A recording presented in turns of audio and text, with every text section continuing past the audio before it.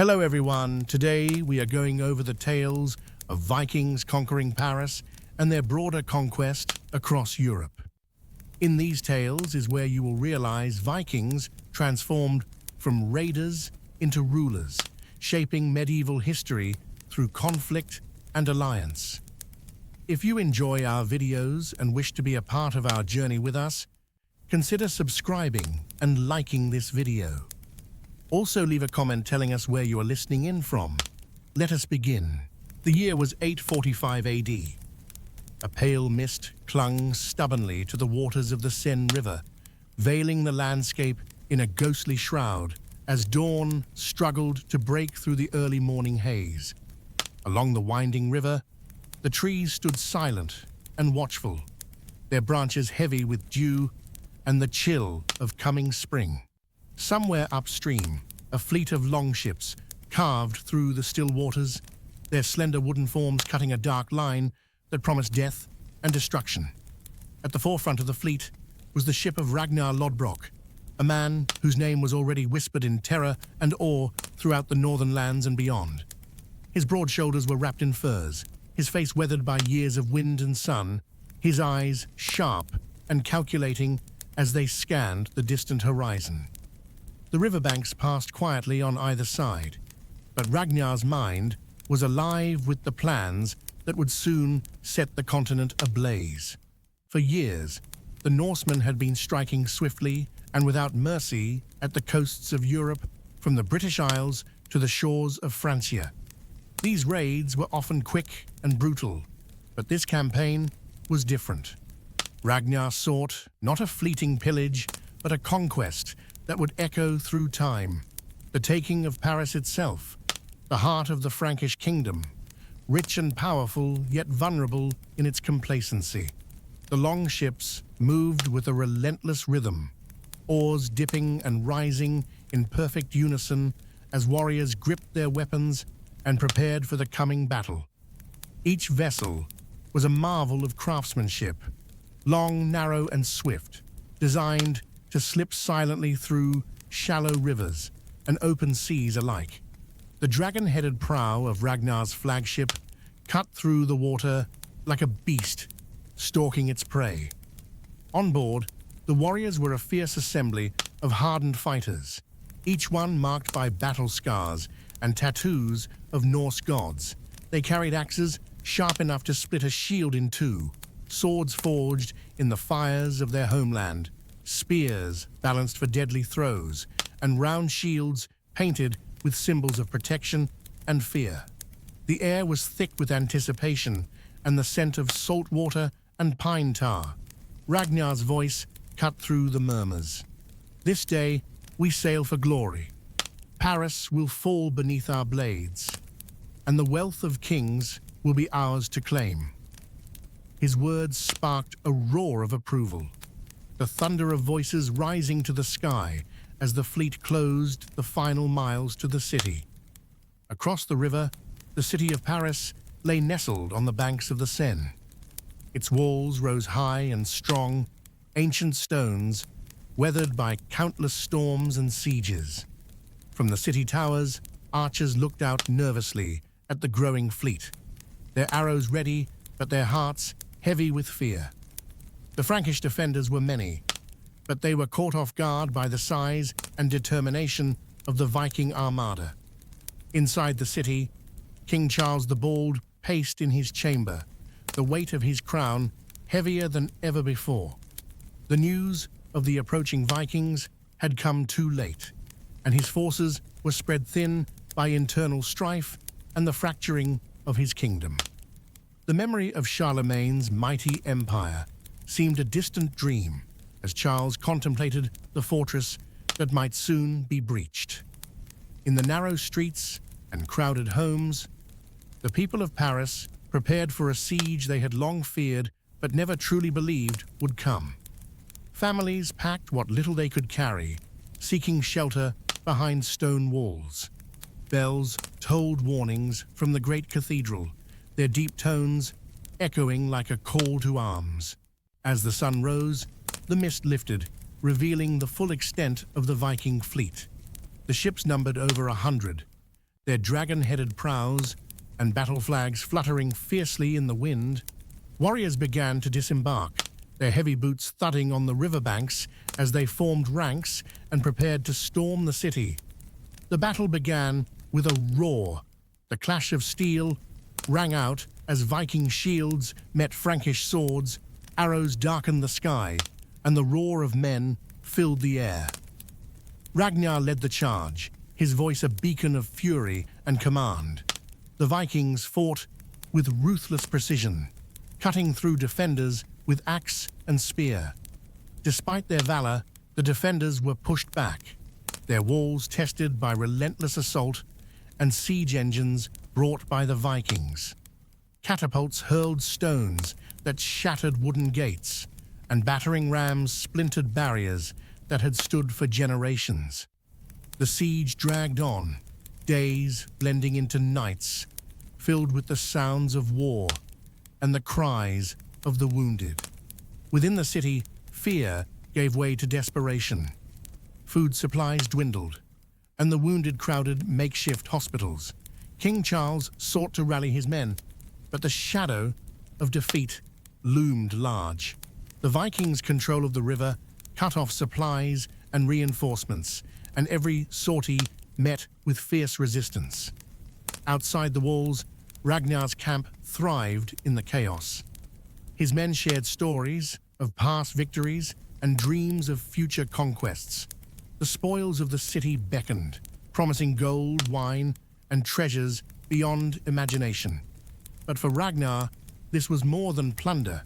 It was the opening move in a grand campaign to reshape the destiny of Europe. As the siege wore on, alliances shifted. Some local lords, fearing Viking wrath, offered tribute or sought peace through negotiation. Others secretly aided the invaders, hoping to leverage their power against rival factions. The line between friend and foe blurred in a continent fractured by ambition and fear. Inside Paris, the defenders fought with a courage born of desperation. Monks prayed for salvation, smiths labored endlessly to forge weapons, and citizens joined the fight, knowing the city's fall would mean death or worse. The sacred relics of the church were hidden, hoping to protect them from the Vikings' wrath, but no treasure seemed safe from the storm. Finally, after weeks of brutal conflict, the gates of Paris were breached. Viking warriors flooded the streets, their battle cries mingling with the cries of the defeated. The city was sacked, its wealth claimed as spoils. Yet amidst the chaos, Ragnar issued orders to spare certain buildings and people, signs of a leader who understood that conquest was not merely destruction, but domination and control. The fall of Paris sent ripples across Europe. Kingdoms and empires shuddered at the news, realizing that the Viking threat was no longer a distant menace, but a force capable of toppling great cities. The Frankish kingdom faced internal collapse, an external invasion, while the Vikings' reach expanded like a shadow creeping over the continent. As the sun set over the smoking ruins of Paris, Ragnar looked out across the river, the city's battered walls silhouetted against the fiery sky. His ambitions stretched far beyond this victory. The conquest of Paris was but the beginning. Europe itself lay before him, ripe for the taking by those fierce warriors from the north. The saga of the Viking siege of Paris and their sweeping conquest of Europe had begun, a tale of blood, fire, and empire that would echo through the ages. The fall of Paris was a thunderclap that echoed far beyond the stone walls of the city itself. Word of the Viking conquest swept swiftly through the Frankish kingdom, carried by breathless messengers who dared not linger in the shadow of fear that had settled over the land. From the mist-covered forests of Aquitaine to the sprawling estates of Burgundy, people paused in their daily lives, eyes wide with disbelief and dread. The great city, once a symbol of power and stability, had been torn asunder by the longships of the Northmen. The unthinkable had become reality. King Charles the Bald sat alone in his chamber, the flickering candlelight casting long, wavering shadows against the cold stone walls. The heavy crown upon his brow felt more like a chain than a symbol of authority. His face was drawn and pale, his eyes tired but burning with a fierce resolve. Across his desk lay maps of his fractured kingdom, dotted with markers indicating fortresses and towns vulnerable to the Viking scourge. The news was grim. Paris was lost, and the invaders showed no sign of slowing. The royal court buzzed with unease and debate. Courtiers and councillors gathered in the great hall, their voices rising in heated arguments as they grappled with the kingdom's grim reality. Some urged Charles to raise every banner and muster all able-bodied men to confront the Vikings with overwhelming force. They called for unity in defense of the realm, for swift and decisive retaliation. Others, more cautious or pragmatic, counseled diplomacy, offering tribute to the northern warlords in exchange for peace, hoping to buy time and preserve what could be saved. But the kingdom was not united. Deep fissures, born of decades of internal rivalry and civil strife, weakened Charles's hold on power. His rule was contested by ambitious dukes and counts, each guarding their own lands and interests, reluctant to rally behind a king whose strength was waning. Some nobles saw the Vikings not only as enemies, but as potential allies in their own disputes, and whispered of secret pacts forged in shadowed chambers. Beyond the walls of royal palaces and noble estates, the common people bore the brunt of the chaos. Farmers abandoned their fields to seek safety behind the walls of fortified towns.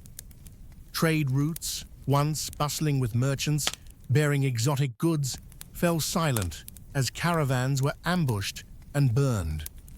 Villages in the countryside were left vulnerable, their wooden homes and churches easy prey for Viking raiders who swept through like a winter storm.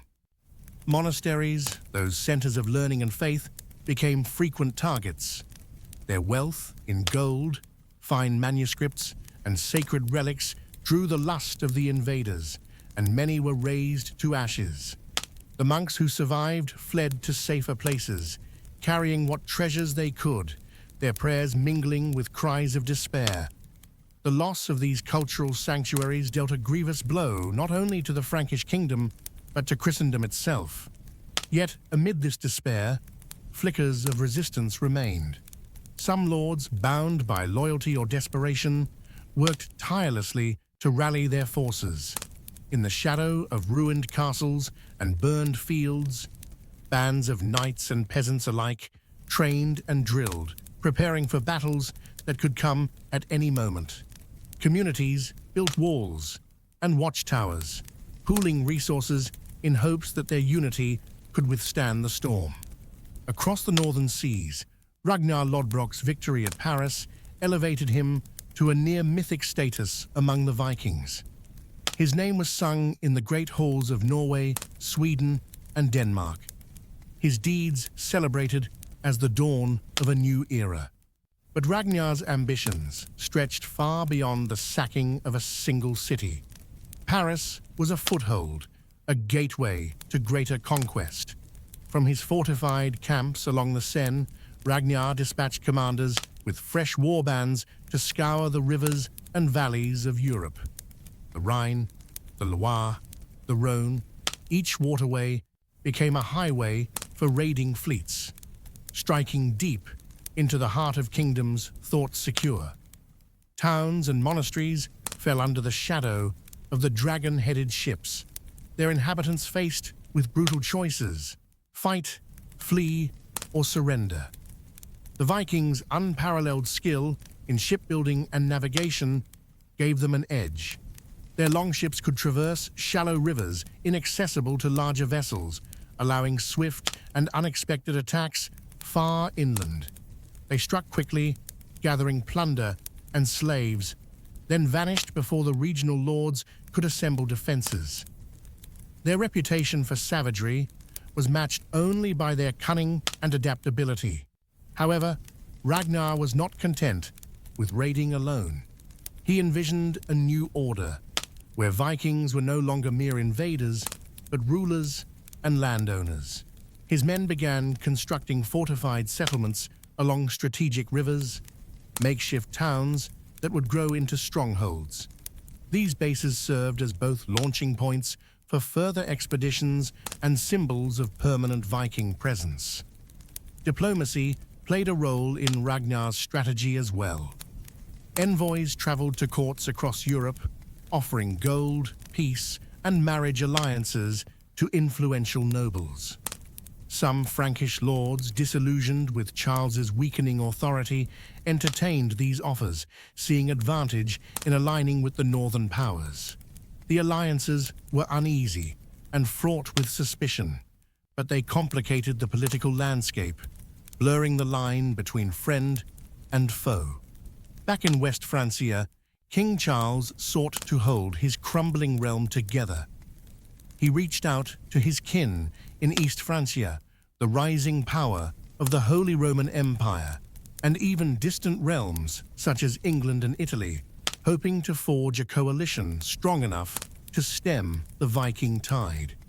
But old grudges and competing ambitions made cooperation difficult.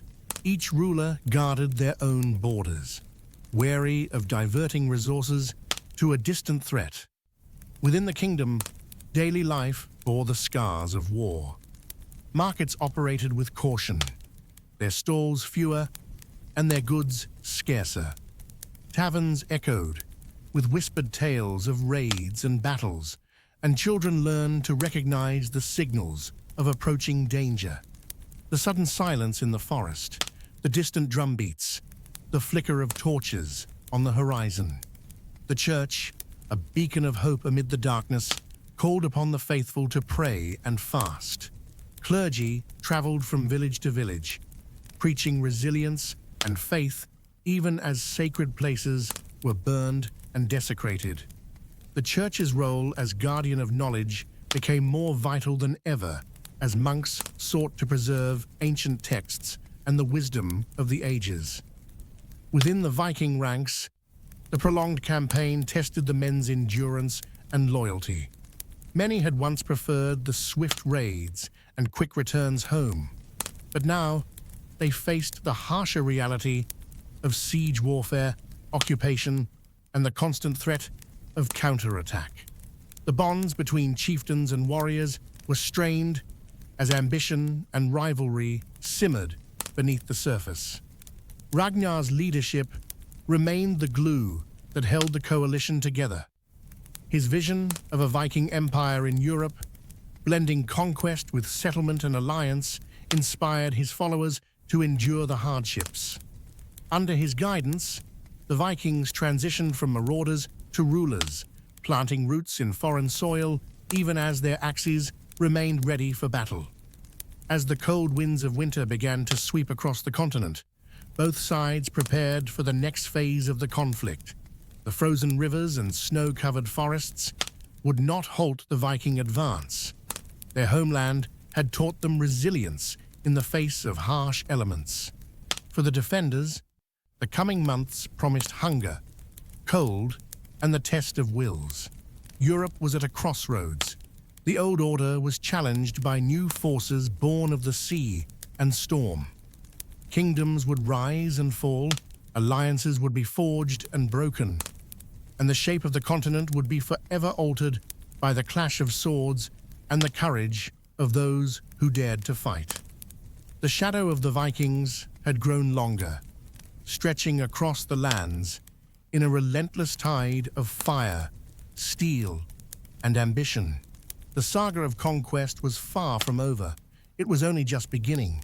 The dawn crept slowly over a continent in turmoil, casting long shadows across fields and villages that had long been accustomed to peace, now shattered by war.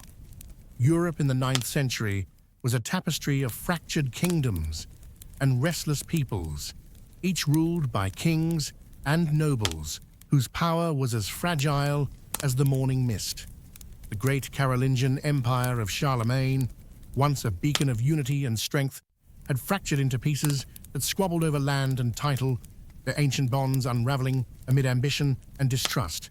King Charles the Bald sat heavily upon his throne in Aachen, the former capital of the empire, now a city weighed down by the burden of its fading glory. Around him, the walls of his palace bore silent witness to a court filled with worry and desperation. Lords and bishops crowded the great hall, their voices rising in anxious debate. The news of Paris's fall to the Vikings had shattered any illusion that the Frankish kingdom remained secure. Charles felt the cold grip of power slipping through his fingers, yet he knew surrender was not an option. The nobles who surrounded him were divided. Some urged swift and overwhelming retaliation, calling for every able man to raise arms and drive the invaders from their lands. They spoke of uniting the fractured realms under one banner to restore order. Others counseled caution, suggesting that the Vikings were too fierce and numerous to defeat by force alone. They advocated for treaties and tribute, hoping to buy time and protect what little remained. Yet the very foundation of the kingdom was cracking beneath their feet. Many counts and dukes treated their lands as personal fiefdoms, their allegiance to Charles thin and often conditional. Some even saw opportunity in the Viking threat, covertly negotiating with Norse leaders to secure their own power or to settle old scores with rival nobles. The line between friend and foe grew dangerously blurred, and Charles struggled to hold together a kingdom pulling apart from within. Beyond the walls of courtly intrigue, the lives of common folk were marked by hardship and fear. Fields lay untended as farmers fled to fortified towns, leaving their harvests vulnerable to pillage or ruin. The once busy trade routes that connected cities and kingdoms fell silent. Merchants wary of the sudden shadow cast by the dragon-headed ships, villages were burned, homes destroyed, and monasteries, those sacred bastions of faith and learning, were razed by Viking fire, their treasures looted, their monks scattered.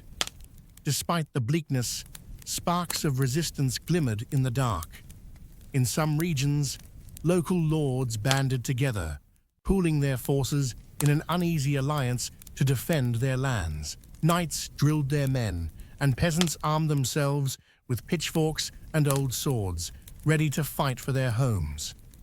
Walls were reinforced, watchtowers built, and signals arranged, a patchwork of defiance in the face of overwhelming odds. Meanwhile, far to the north, Ragnar Lodbrok savored the fruits of his victory. The sack of Paris had catapulted him to legendary status among his people. His name was spoken with reverence and fear across the fjords and coastal settlements of Scandinavia. Yet Ragnar's mind was far from satisfied with mere plunder. His vision was vast, stretching beyond raiding to conquest and dominion. From his camps beside the Seine, he sent out scouts and commanders to chart the rivers and plains of Europe. His warbands swelled as new warriors from the north answered his call, eager for glory and riches. Their longships, sleek, swift, and deadly, slid silently through the waters, striking at undefended towns, monasteries, and fortresses. But Ragnar was no mere marauder. He understood that true power came not just from the sword, but from control. His men began to build fortified settlements along the riverbanks, transforming temporary camps into permanent outposts. These places served as bases for further raids, but also as seeds for Viking culture to take root in foreign soil. Ragnar also sought alliances beyond his kin. He sent envoys to disgruntled nobles and merchants, offering gold and favors to those willing to align with the Norse cause. Some Frankish lords, frustrated with Charles's weakening grip, saw in Ragnar a chance to carve out their own power and security. These uneasy partnerships shifted the balance of power, complicating the political landscape. Back in West Francia, King Charles endeavored to unite his fractured realm. He sent emissaries east to his relatives in East Francia and the Holy Roman Empire, hoping to forge a coalition strong enough to resist the Viking tide. But old rivalries and suspicions hindered cooperation. Many rulers were reluctant to divert resources, fearful of leaving their own lands vulnerable. As winter approached, life in the contested lands grew harsher. The cold winds swept through villages, the rivers froze, and the forests grew silent, save for the distant howls of wolves. For those living between Viking and Frankish territories, survival became a daily struggle. Markets were quieter, and the shadow of war cast a pall over festivals and gatherings. Yet the church remained a beacon of hope and order. Monks and priests traveled from village to village, offering prayers and solace. They preached unity and faith, urging the people to trust in God's protection against the pagan invaders. The church also became a repository of knowledge, as scribes worked tirelessly to preserve manuscripts threatened by the flames of war. Within the Viking camps, the long campaigns tested the men's endurance. Many warriors longed for the comfort of home, wives, children, and hearths left behind, but Ragnar's vision bound them to a greater cause. They adapted to their new lives as settlers, farmers, and rulers, blending Norse traditions with the customs of the lands they now occupied. The conquest of Paris had set in motion a transformation that reached far beyond battles and sieges. It reshaped societies, governance, and culture. Europe stood on the brink of a new era, forged in fire and blood, and shaped by the indomitable will of men like Ragnar and Charles, whose destinies intertwined in the shadow of war. As the season turned, the armies prepared for renewed conflict. The frozen rivers would not halt the Viking advance. They were children of the cold, hardened by winters harsher than those to come. For the Frankish kingdom, the struggle was just beginning.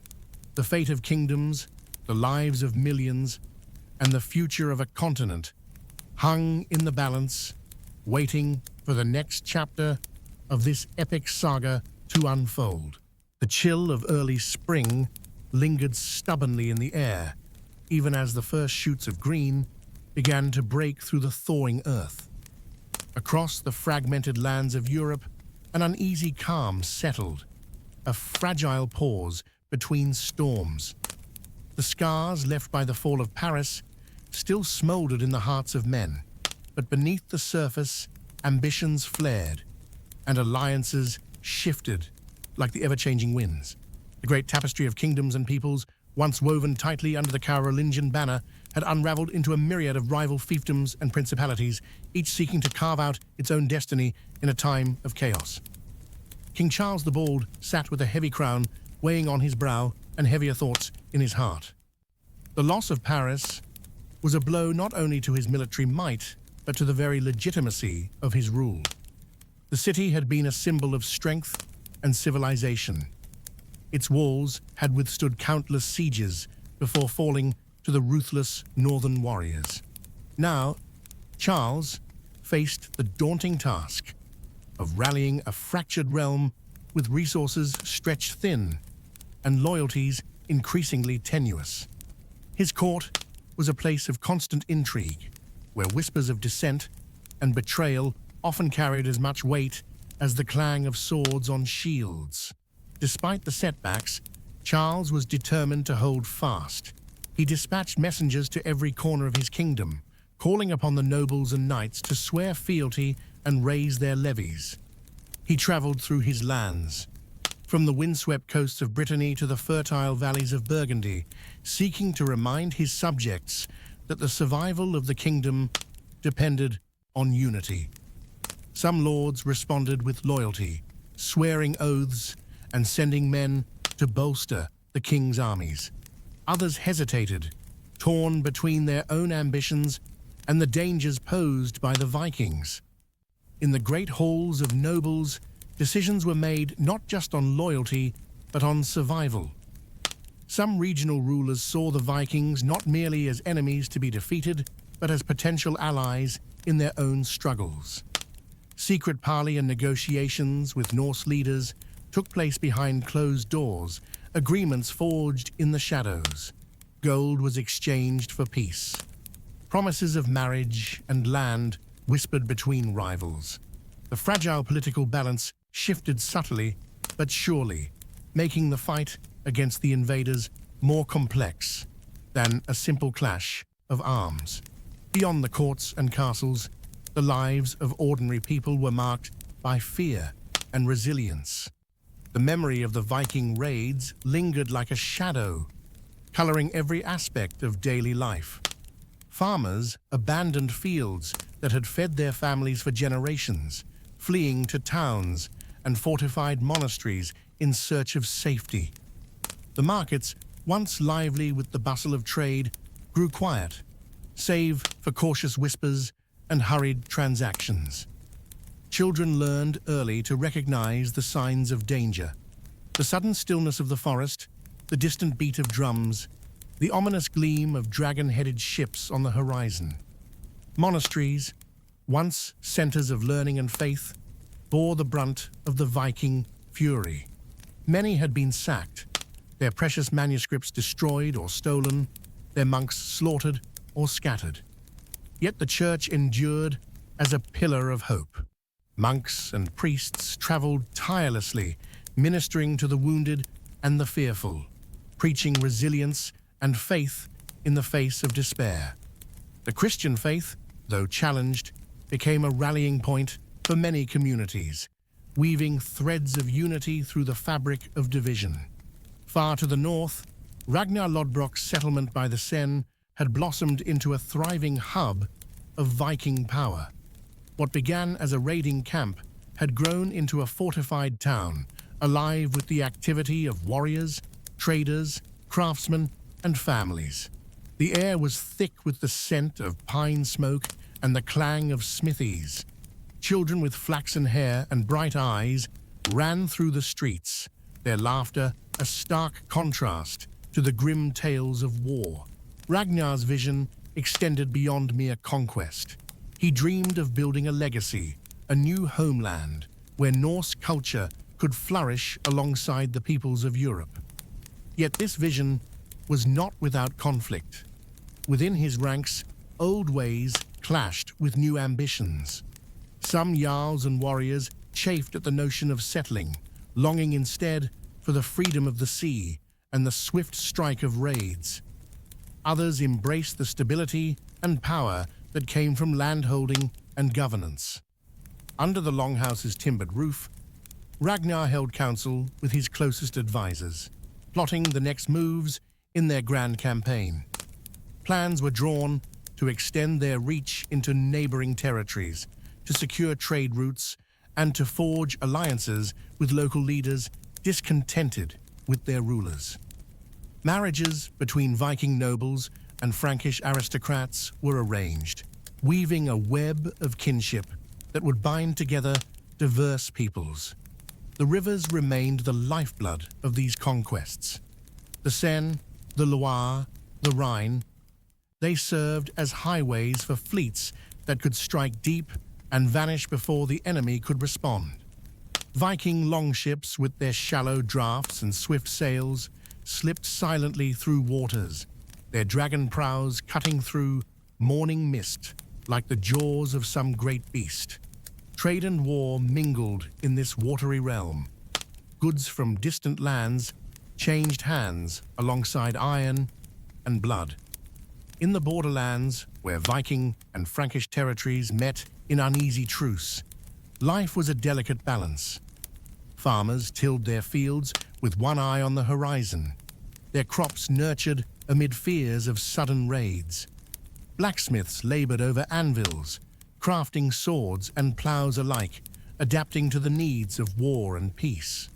Women tended homes and families, their strength the backbone of communities, caught between two worlds. The mingling of cultures was inevitable. Norse and Frankish customs began to blend. New styles of dress, new words, new rituals. In some villages, Christian prayers were spoken alongside invocations to the old gods, a testament to the complex identity of these frontier peoples. The church itself adapted, accommodating new converts and sometimes incorporating elements of Norse tradition into its rituals.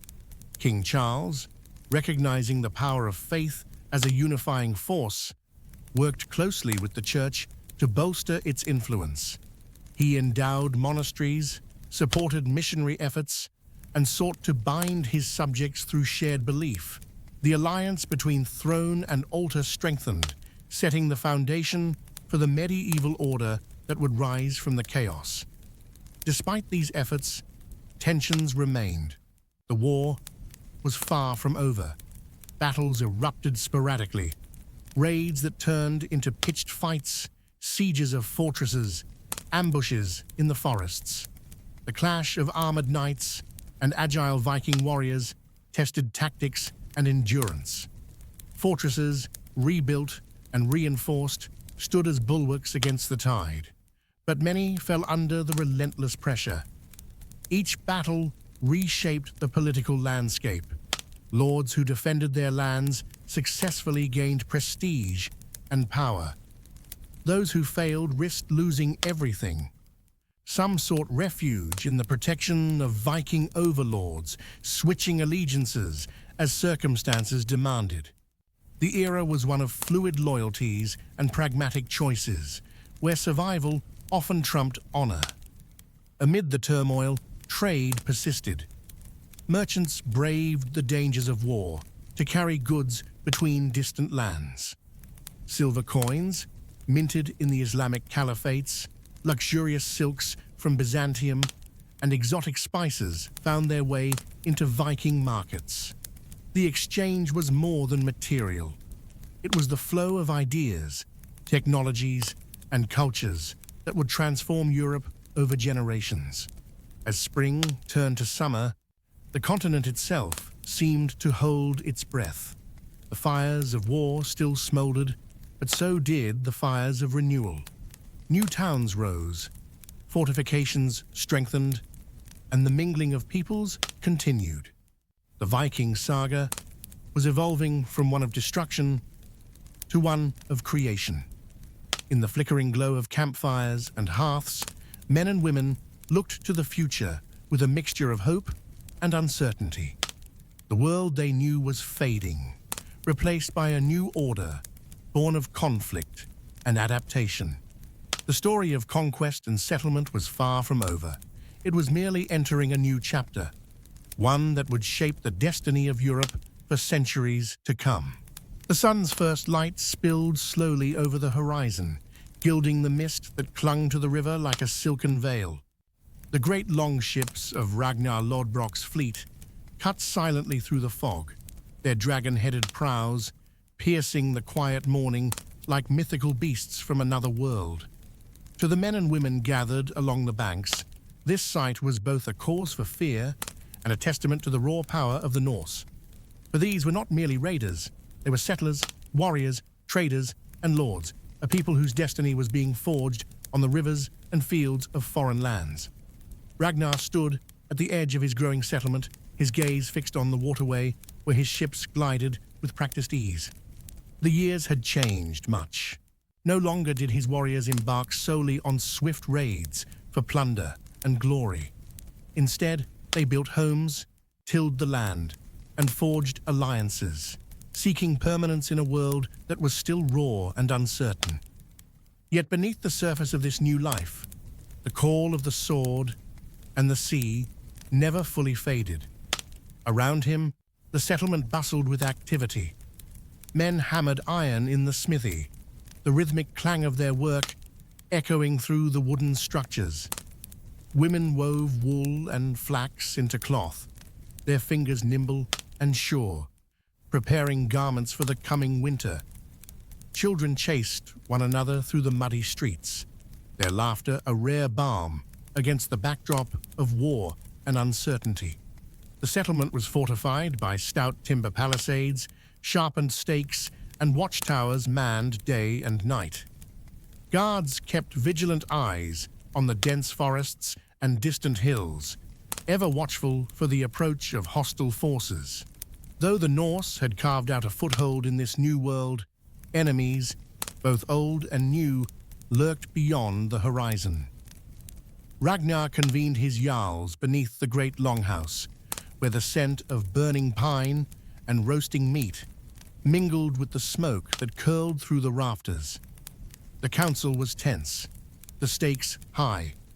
The king's voice, deep and steady, filled the room as he outlined the challenges ahead. "Our enemies gather strength," he warned. "The Frankish lords will not cede their lands easily. They call on their knights and armies, seeking to drive us back to the sea. But we are no longer mere raiders. We are builders, settlers. Our fate lies here, in these lands, if we have the will to seize it." The jarls nodded, faces hardened by years of battle and hardship. Some spoke of new raids to disrupt the enemy's supply lines. Others urged diplomacy, proposing marriage alliances and trade agreements with local nobles eager for Viking gold and strength. Ragnar listened, weighing their counsel with the keen mind of a seasoned leader. Beyond the politics of war and settlement, the Norse way of life continued to unfold in rich and complex patterns. The planting of fields was a communal affair, with families working together to sow barley, rye, and oats into the fertile earth. The coming harvest would determine their survival through the harsh winters, and every hand was needed to ensure success. Villages organized barn raisings, feasts, and festivals to mark the changing seasons, blending old pagan customs with new influences gleaned from their neighbors. Fishermen cast their nets into the cold rivers and streams, bringing in salmon, trout, and eel to feed the community.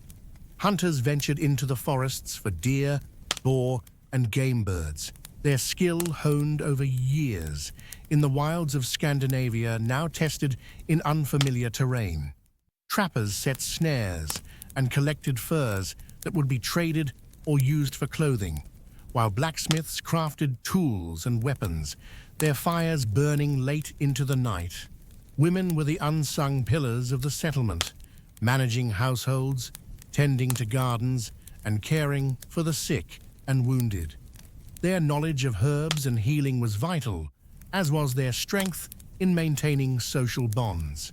Marriages were often arranged to secure alliances, weaving a web of kinship that spanned Viking and Frankish lines alike. The blending of cultures created a rich tapestry of language, belief, and tradition. Trade flourished as the Norse connected with markets along the rivers and coasts. Silver coins from distant lands, finely woven cloth, spices from the Mediterranean, and luxury goods from Byzantium passed through Viking hands, exchanged for furs, iron, and crafted goods. This commerce brought wealth, but also ideas and customs that slowly transformed the Norse and their neighbors alike. Yet life on the frontier was not without hardship. Disease and injury took their toll. Winters were brutal and long, testing the endurance of all who lived here. Food shortages loomed when crops failed, or hunting was poor. The constant threat of attack by hostile forces, whether Frankish knights, rival tribes, or other Viking bands, meant that no one could truly rest easy. In the nearby Frankish kingdoms, the reaction to the growing Viking presence was a mixture of fear, hatred, and pragmatism. King Charles the Bald and his nobles struggled to maintain authority. Their armies often stretched too thin to respond decisively. The king's calls for unity and defense echoed through the courts, but internal rivalries and distrust often undermined efforts. Some lords fortified their own holdings, others sought to negotiate with Viking leaders, hoping to buy peace or favor. The church worked tirelessly to bring spiritual and social order. Missionaries ventured into Viking lands, baptizing converts and establishing churches alongside longhouses. Monks copied manuscripts, preserved knowledge, and preached a faith that promised salvation in a world torn by violence. The fusion of Norse and Christian traditions created new cultural forms and social bonds, though tensions remained between old beliefs and new faiths. Meanwhile, tales of the Vikings' deeds spread far and wide, their sagas growing with each telling. Stories of Ragnar's courage and wisdom, of fierce battles and clever strategies inspired awe and fear. These legends shaped identities, binding people together and passing down the memory of a time when the world was young and its fate uncertain. As the years passed, the settlement grew into a bustling town, its wooden walls enclosing homes, workshops, halls, and markets. Roads were laid, connecting the community with distant neighbors. Schools and gathering places emerged, where the next generation learned the skills and stories that would define their world. Yet the sword remained ever ready. War and diplomacy walked hand in hand, each shaping the other. Ragnar and his successors knew that survival depended on strength as well as wisdom. Their reign was a delicate balance of conquest and conciliation, a dance of fire and shadow that would decide the future. The land itself seemed to respond to these changes. Forests were cleared for farms, rivers bridged for trade, and old boundaries faded. New kingdoms rose from the ashes of old empires, forged by the mingling of peoples and the unyielding will to endure. As the sun set behind the hills, casting a golden glow over fields and waterways, the fires of hearth and camp burned bright. In those flames danced the hopes and fears of a people who had crossed oceans, battled kings, and built new lives on foreign soil. The saga of the Vikings was far from over. It was only beginning its most enduring chapter, one written in blood, earth, and stone. A heavy, oppressive silence hung over the river valley before dawn, broken only by the soft lap of water against the hulls of longships anchored silently in the mist. The early morning light filtered weakly through thick clouds, casting the world in shades of grey and shadow. Along the banks, men moved quietly, their faces etched with focus and grim determination. They were warriors of the north, fierce, unyielding, and led by the indomitable Ragnar Lodbrok, preparing to lay siege to a city whose name had become a symbol of resistance and power, Paris. Ragnar stood atop a rugged hill that overlooked the city's formidable stone walls. The city stretched wide below him, its spires piercing the sky, rooftops clustered in dense quarters, and narrow streets twisting between towering buildings. The walls, built over centuries by skilled masons, were thick and tall, lined with battlements and guarded by men armed with bows, crossbows, and boiling oil. Yet, despite their imposing strength, Ragnar saw cracks not just in the stone, but in the city's resolve. He had arrived weeks before with a formidable fleet, but this was no mere raid. This was a campaign, a sustained effort to break the city and wrest control of its strategic position along the Seine. Unlike previous swift attacks that ended in plunder and retreat, this siege required patience, coordination, and endurance. Ragnar knew that to succeed, he needed more than brute force. He needed to outlast his enemy. Beneath the hill, the Viking camp had transformed from a makeshift encampment to a bustling settlement of wooden structures, tents, and workshops. Blacksmiths hammered swords and shields, carpenters repaired ships and built siege engines, and warriors sharpened their blades, preparing for the coming assault. The smell of wood smoke mingled with the sharp tang of iron and the salty scent of the river. Ragnar summoned his jarls and trusted commanders to the great longhouse, where the walls were adorned with shields and banners, and the flickering light of torches cast dancing shadows. The atmosphere was tense but resolute.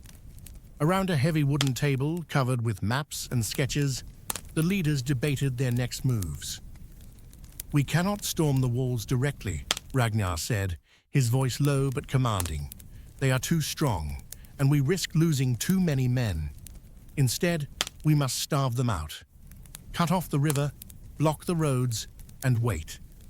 Hunger and fear will do our work." His advisors nodded, some voicing concern about the time this might take. A prolonged siege would strain their own supplies and test the warriors' morale. Yet all agreed that this was the only path to victory. Far inside the city, the mood was grim but defiant. The Frankish defenders, led by seasoned knights and commanders, had fortified every tower and gate. The citizens had stocked cellars with food and weapons, and the clergy organized prayers and processions to bolster spirits. Yet, as days turned to weeks, the weight of isolation began to press down. Rations dwindled. Hunger gnawed at the people. The sick and weak multiplied. The clanging of blacksmiths' hammers faltered as resources grew scarce. Families huddled in their homes, whispering prayers to saints and gods alike. Fear was a constant companion. Outside the walls, the Vikings tightened their grip. Their longships patrolled the Seine, intercepting any attempts to bring supplies. Raiding parties scoured the countryside, burning farms that might feed the city's defenders. Siege engines were built. Wooden towers, battering rams, and catapults hurled rocks and flaming debris against the walls. Night after night, skirmishes flared in the muddy fields, the clash of steel echoing under the cold stars. King Charles the Bold sat tensely in his chamber, receiving reports of the siege's progress. His advisors urged him to send reinforcements, but the kingdom was fractured. Nobles quarreled over levies. Some refused to leave their lands undefended, others sought their own advantage. Charles wrote desperate letters to neighboring rulers, seeking alliances and aid, but time was short. The politics of the Frankish court complicated the military response. Some lords sympathized with the Vikings or saw advantage in a weakened king. Others plotted to increase their own power amid the chaos. Meanwhile, the church pushed for peace through faith, urging rulers and warriors alike to seek divine intervention. Yet the siege marched relentlessly forward, indifferent to prayers. Within the city, hardship turned neighbor against neighbor. Food shortages bred suspicion and desperation. The wounded clamored for care in overcrowded infirmaries, yet amidst the suffering, acts of courage and kindness shone through. Soldiers stood firm at their posts. Women tended to the ill and maintained morale. Clergy risked their lives to comfort the dying. The siege also tested the Vikings' endurance and leadership. Prolonged campaigns strained Ragnar's forces. Disease and injury took their toll. Some warriors grew restless, longing for the freedom of the sea and the quick spoils of raiding. Others saw the siege as a necessary step toward a lasting kingdom.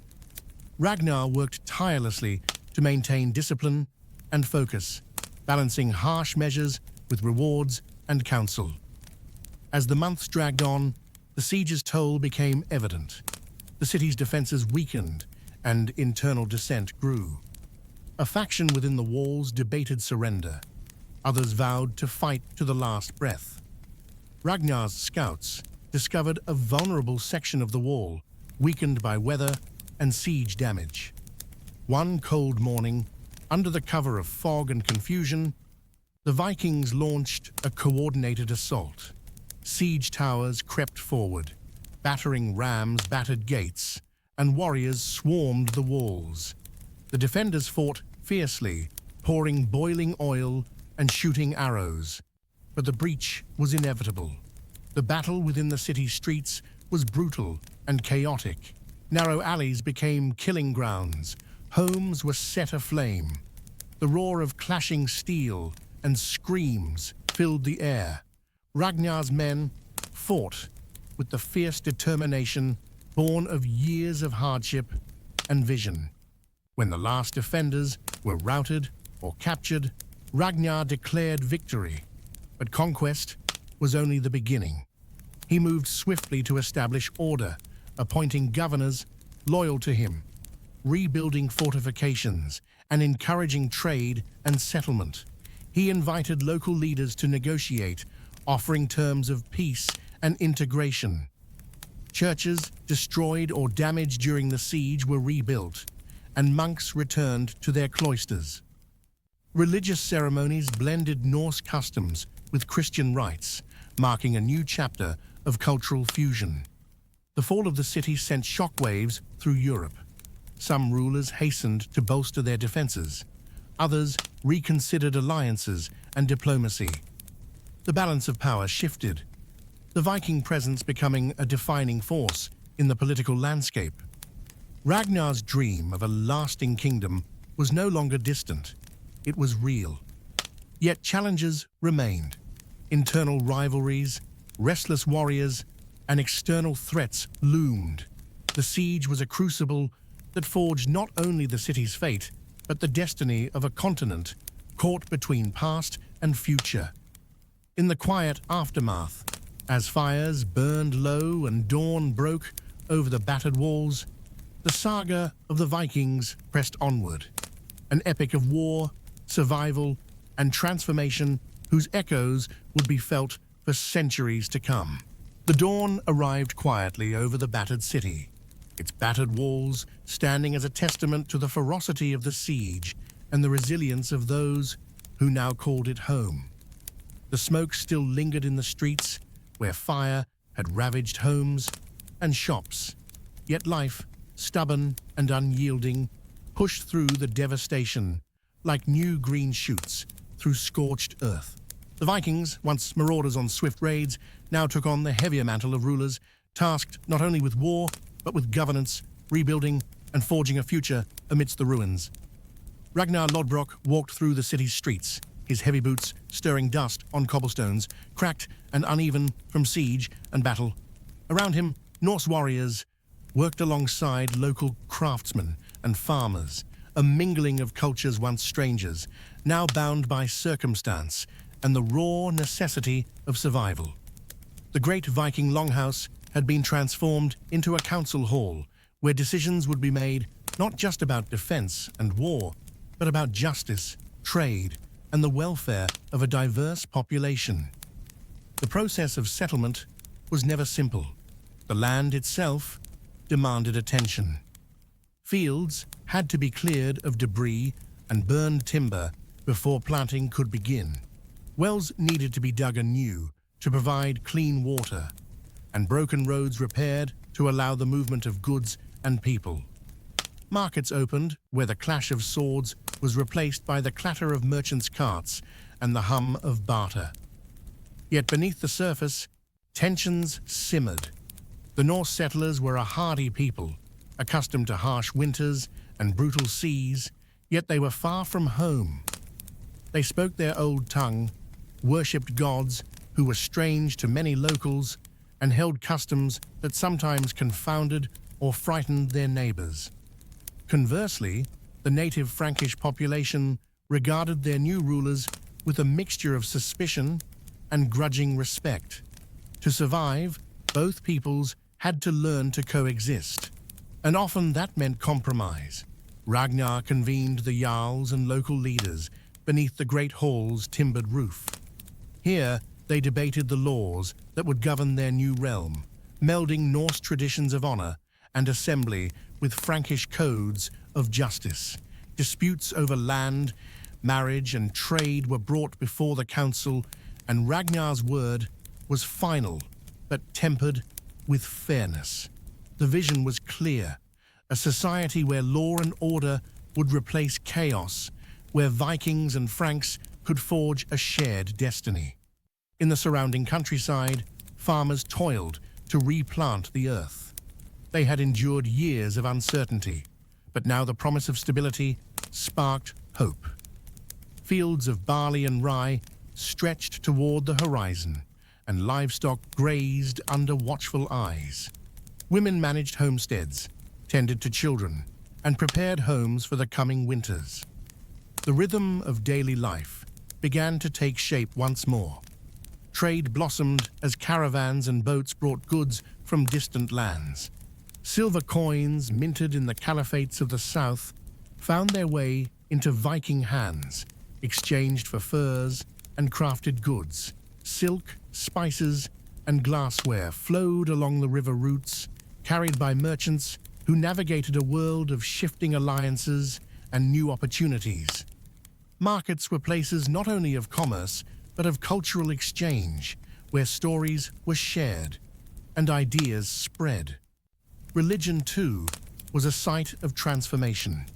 Missionaries from the church labored to convert the Norse settlers, offering baptism and the promise of salvation. Some Vikings embraced the new faith eagerly, while others blended Christian rituals with their ancient beliefs, creating a tapestry of worship that reflected the complexity of their identities. Churches were rebuilt alongside old sacred groves. Monasteries reopened their doors, and prayers mingled beneath the watchful eyes of both Odin and Christ. But the peace was fragile. Old rivalries flared within the Viking ranks. Some jarls, still yearning for the freedom of the sea and the glory of battle, chafed at the demands of governance. Disputes over land and spoils threatened to unravel the fragile unity. Ragnar worked tirelessly to quell dissent, offering rewards to loyalists and harsh penalties to troublemakers. His leadership balanced iron will with diplomacy. Beyond the settlement, the wider world was changing. The Frankish kingdoms struggled to regroup from their losses. Kings and nobles sought to strengthen their borders, forge new alliances, and reclaim what had been lost. Mercenaries and knights were hired to patrol dangerous frontiers. Spies and diplomats worked tirelessly to anticipate the Vikings' next moves. Yet, even amid conflict, connections deepened. Marriages between Viking leaders and Frankish nobility created bonds of kinship that transcended old enmities. Children born of these unions carried the blood of both worlds, heralding a future where cultures blended and new identities took root. The land itself bore witness to the transformation. Forests, once dense and wild, were gradually cleared to make way for fields and villages. Rivers, once routes of war, became avenues of trade and communication. Roads, carved through forests and hills, linked distant communities. This was the making of a new world, one born from the ashes of war and the enduring human spirit. As the seasons turned, the people of the settlement gathered to mark the passage of time. Festivals celebrated the harvest and honored the gods and saints alike. Feasts were held where tales of battle and bravery were told around blazing fires. Music and dance blended Norse melodies with local traditions, weaving a cultural fabric that was rich and vibrant. Ragnar, now a leader not only of warriors, but of a diverse and growing community, looked to the future with a mixture of pride and caution. The challenges were many: rival factions, external threats, the demands of governance, but the opportunity was greater still. His dream of a lasting Viking kingdom, forged in fire and blood, was taking shape. In the quiet moments, as he walked beneath the towering trees or gazed over the river that had brought him here, Ragnar reflected on the journey. From the cold fjords of the north to the warm valleys of this new land, his people had crossed oceans, faced kings, and carved out a place in a world forever changed. The saga of the Vikings was far from finished. It was a story of survival and adaptation, of clash and coexistence, of destruction and creation. And as the fires of the Longhouse burned deep into the night, lighting the faces of those gathered within, the future awaited, unwritten, vast, and full of promise. The morning sun struggled to pierce the thick veil of mist that clung to the river like a ghostly shroud. The settlement, once a small encampment, hastily built from timber and earth, had transformed into a bustling center of life and commerce, a beacon of Norse ambition amid foreign lands. Longhouses with intricately carved beams lined muddy streets, and smoke from hearth fires curled skyward, mingling with the scent of fresh-cut wood and salted fish. Ships, their dragon-headed prows polished and gleaming, rocked gently in the harbor, ready to carry warriors, traders, and messengers to distant corners of the growing Viking domain. Yet beneath this surface of growth and order, a turbulent sea of tension and uncertainty churned.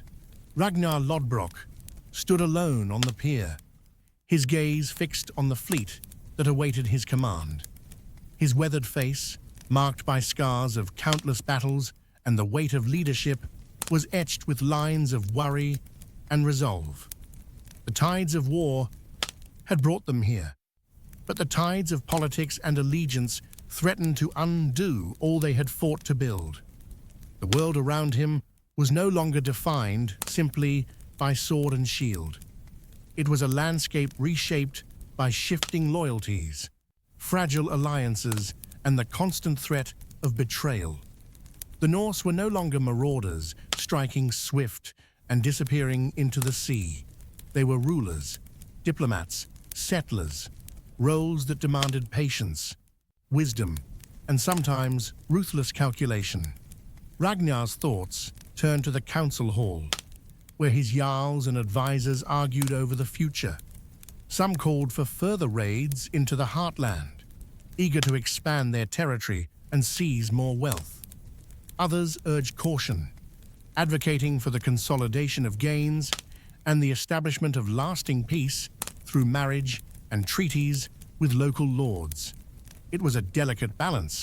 Too much aggression could provoke united opposition, while too much diplomacy risked alienating the warriors who had bled and died for this new land. The surrounding Frankish nobility were no less divided. Many bore deep scars from Viking incursions and chafed under the Norse presence. Yet even among these lords, pragmatism found a foothold. Marriages between Viking leaders and Frankish princesses created bonds that were difficult to sever. Trade agreements brought prosperity to both sides. The line between friend and foe blurred as old enmities gave way to mutual interest, at least for a time. Within the settlement itself, these currents manifested daily. Marketplaces thrived with merchants speaking in many tongues, bartering silver and salt, furs and fine cloth. Women from different cultures taught each other weaving techniques and shared recipes that blended flavors of the North and the South. Children born of mixed parentage played in the streets, their laughter bridging worlds once at war. Yet beneath this facade of coexistence, tensions simmered. Warriors who had known only the clarity of battle found themselves unsettled by the complexities of diplomacy. Disputes over land ownership, trade rights, and the distribution of spoils threatened to erupt into violence. Old customs clashed with new laws imposed by the council. Suspicion bred mistrust, and every alliance was shadowed by the fear of betrayal. Ragnar's leadership was tested as never before. One evening, as the longhouse burned with torchlight and the murmurs of the council filled the air, a messenger arrived bearing dire news. A trusted jarl, once a close ally, had defected.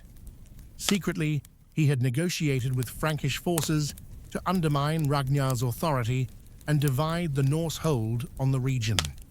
The revelation sent ripples of shock and anger through the settlement. Questions flew: how deep did the betrayal run? Who else might be involved? What damage had been wrought in secret? Ragnar met this crisis with steely resolve. Summoning his council, he spoke not only of the need for vigilance, but of the importance of unity. Our strength lies in our loyalty to one another, he declared. Those who betray us weaken not only themselves, but all who stand here. We will root out the traitors and bind our people tighter than ever before. Swift measures followed. Loyal jarls were rewarded with land and titles, their allegiance secured through honor and wealth. Suspected traitors were hunted down, interrogated, and dealt with harshly to set an example. New alliances were formed. Marriages arranged to cement ties with powerful families on both sides of the conflict. Spies and scouts were dispatched to uncover further plots, but the wounds of betrayal could not be healed overnight. Among the common folk, whispers of mistrust grew, and old grievances resurfaced. Some Vikings longed for the freedom and simplicity of their raiding days, resenting the constraints of settlement and law. Frankish inhabitants, wary and watchful, debated whether to accept the Norse rulers or resist their dominance. Amid the political intrigue, daily life continued with all its rich textures and challenges. Craftsmen, in their workshops, forged weapons and tools that blended Norse design with Frankish styles. Blacksmiths experimented with new techniques learned from local smithies. Weavers created textiles that combined the rugged practicality of the North with the intricate patterns favored in the South. Religion, too, was a complex dance of fusion and conflict. Missionaries preached Christianity with fervor, baptizing converts and building churches. Yet many settlers held fast to the old gods, honoring Odin, Thor, and Freya in secret ceremonies and festivals. Over time, some found ways to blend these beliefs, attending Mass on Sundays and making offerings to the gods on traditional feast days. This blending created new rituals, new myths, a spiritual tapestry that reflected the evolving identity of the people. Trade routes thrived despite the political turmoil. Caravans carrying exotic spices, fine silks, and precious metals wound their way through forests and over mountains, connecting the Viking settlement to the wider world. Markets became places where language barriers fell away amid the clamor of barter and the exchange of news and stories. Wealth accumulated, but so did envy and greed, further complicating the fragile peace. Outside the walls, the forests and hills were alive with conflict. Raiding parties launched expeditions to assert dominance and secure resources, their swift longships striking terror in isolated villages and rival bands. Battles erupted sporadically along contested borders, where Viking tactics of surprise and speed met the disciplined formations of Frankish knights in brutal clashes. Yet amidst this turbulence, moments of unexpected peace and cooperation emerged. Joint festivals celebrated shared victories or the changing of seasons. Families gathered for weddings that united bloodlines and forged new alliances. Children learned multiple languages and customs, embodying the hope of a blended future.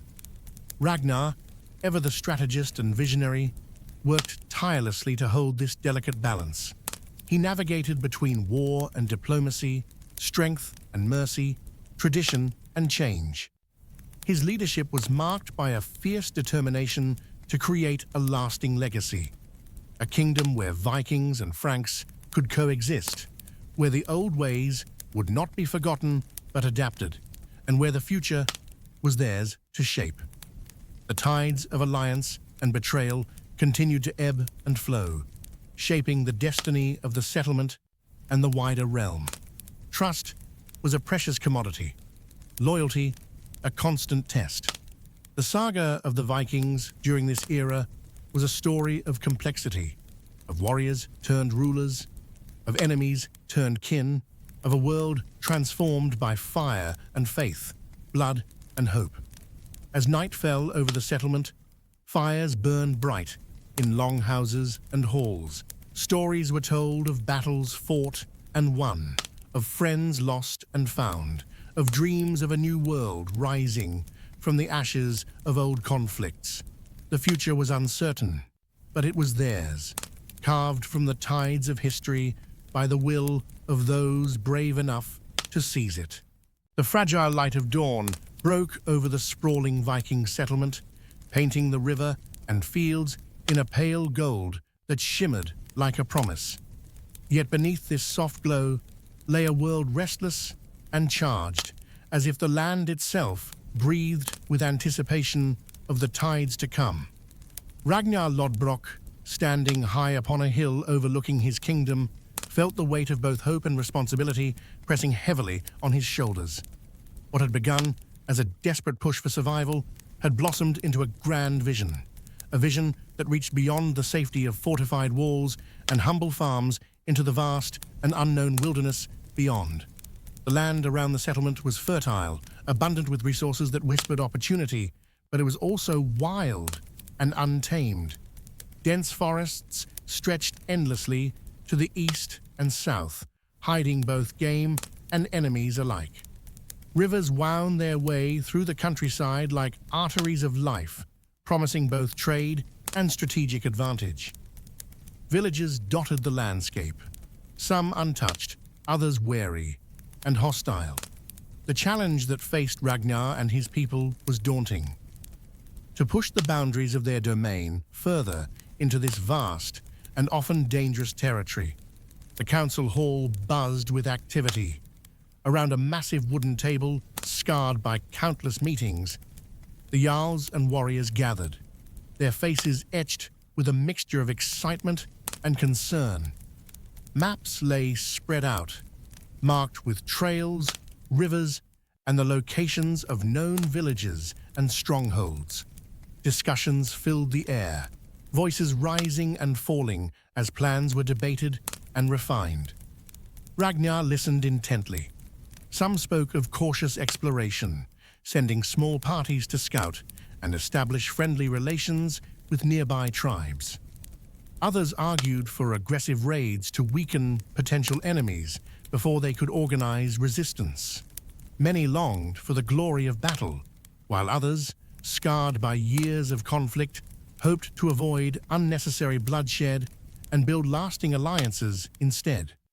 Balancing these opposing desires was no easy task. Ragnar understood that reckless expansion could overextend their forces and invite disaster. Yet hesitation might cede initiative to rival powers eager to reclaim lost ground or challenge Viking dominance. With the wisdom that had earned him his place as leader, Ragnar laid out a plan. The first step would be to send scouting parties, small, swift groups of seasoned warriors and trackers familiar with the land, to explore rivers and forests, establish contact with local leaders, and gather intelligence. Following their reports, the Vikings would establish outposts at key strategic points, river crossings, fertile valleys, and trading hubs that could serve as anchors for further expansion. These outposts would be fortified, but also welcoming places for trade and diplomacy. To support these efforts, craftsmen and farmers in the settlement redoubled their work. Blacksmiths forged weapons and tools not only for war, but for building and farming. Carpenters crafted boats capable of navigating narrow rivers and rough waters. Farmers experimented with new crops and techniques to feed a growing population, while women managed households and taught children the skills needed for a life both new and old. The first scouting parties returned with mixed news. Some had found fertile lands and villages eager to trade, welcoming the Vikings with cautious hospitality. Others had encountered hostile tribes, fiercely protective of their lands and traditions. Reports of these encounters spread quickly through the settlement, fueling both hope and caution. Among the welcoming villagers were communities whose people had long been wary of the Frankish rulers, but intrigued by the Vikings' strength and trade. These villages offered valuable knowledge of the land, secret paths, hunting grounds, and sources of fresh water. Gifts were exchanged, furs, grains, and crafted goods, establishing fragile but promising bonds. Yet in the wild forests and mountains, dangers lurked. Rival Viking bands, jealous and ambitious, challenged Ragnar's authority, leading to violent skirmishes. Local chieftains banded together to resist encroachment, setting traps and launching surprise attacks on outposts and caravans. Disease, harsh weather, and the unforgiving terrain tested the endurance and resolve of the settlers. Ragnar responded with a mix of military strength and diplomatic skill. He sent envoys to rival chieftains, offering peace and alliances sealed through marriages and shared spoils. To his own jarls, he emphasized unity and loyalty, rewarding those who upheld discipline and punishing those who sowed discord. He encouraged the blending of Norse and local customs, believing that only through integration could a stable society be built. Within the settlement, life was a complex dance of adaptation. The blending of Norse and native customs created a rich cultural tapestry.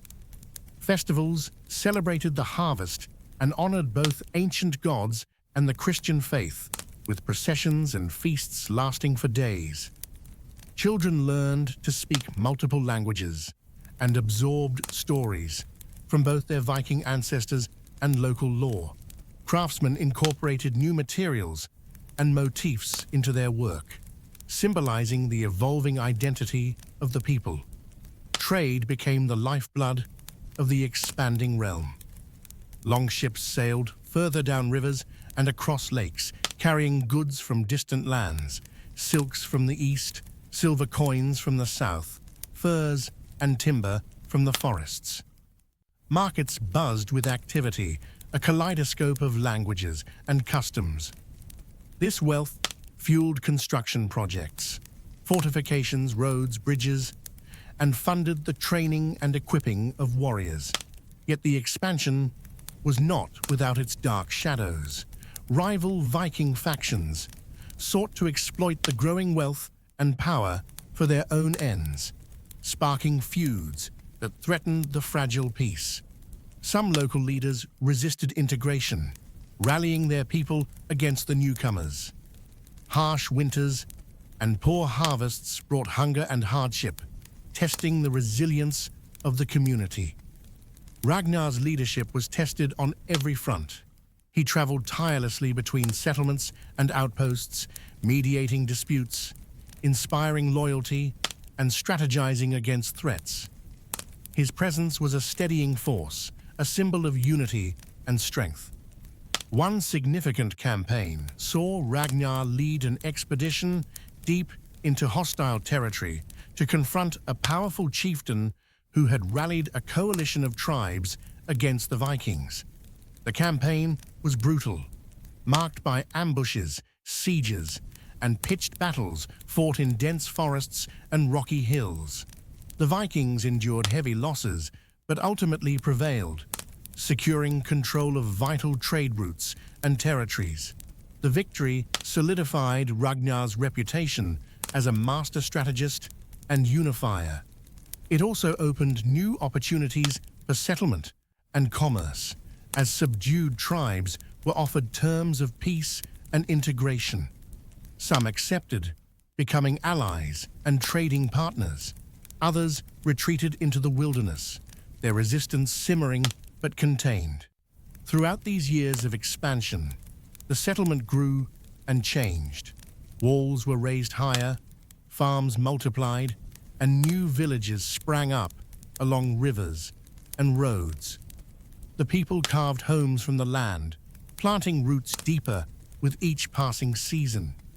This transformation was not merely physical, but spiritual and social.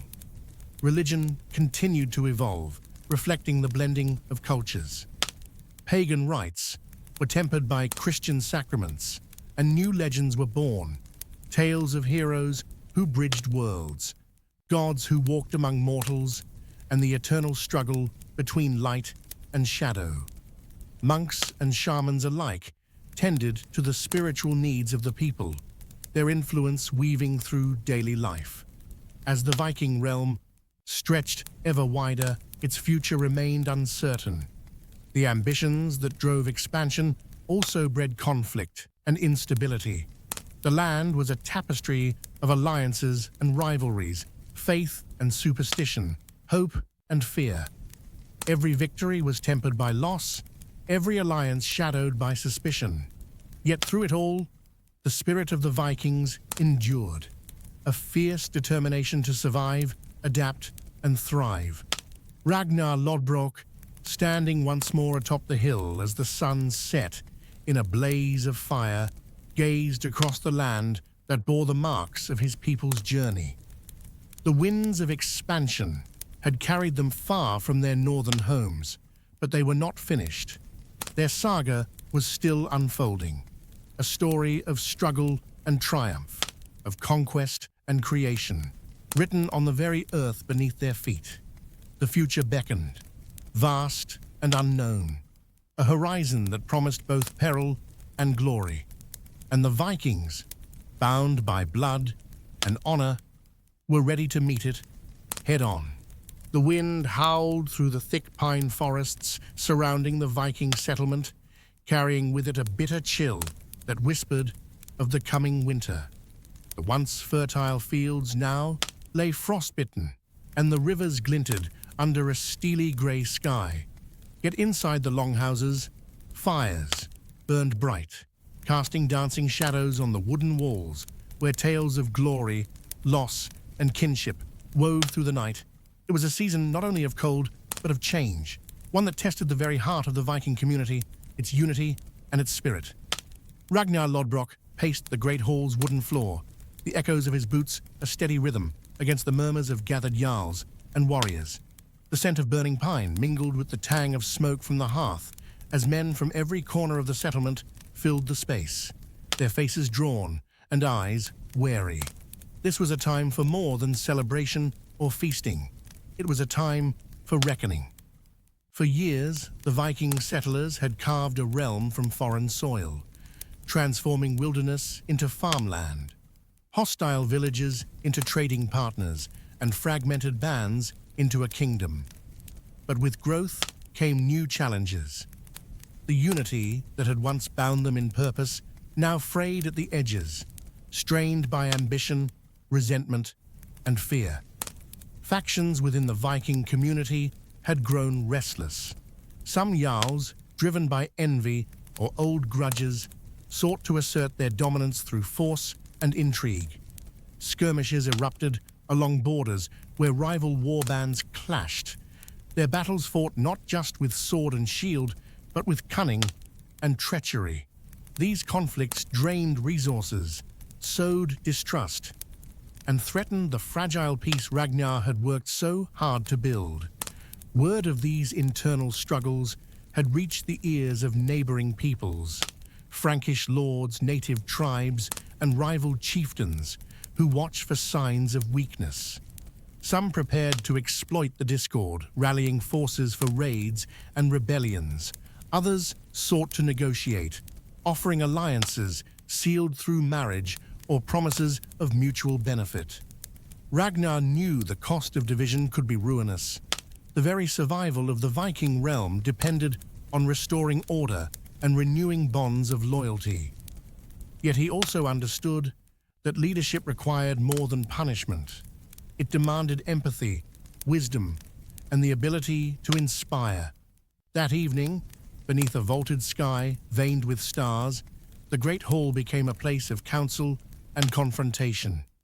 Jarls, who had once been fierce rivals, stood together, listening as Ragnar spoke of honor, duty, and the shared legacy they were forging. "Our strength lies not in the sword alone," he intoned, voice steady and commanding, "but in the bonds we forge as brothers and kin.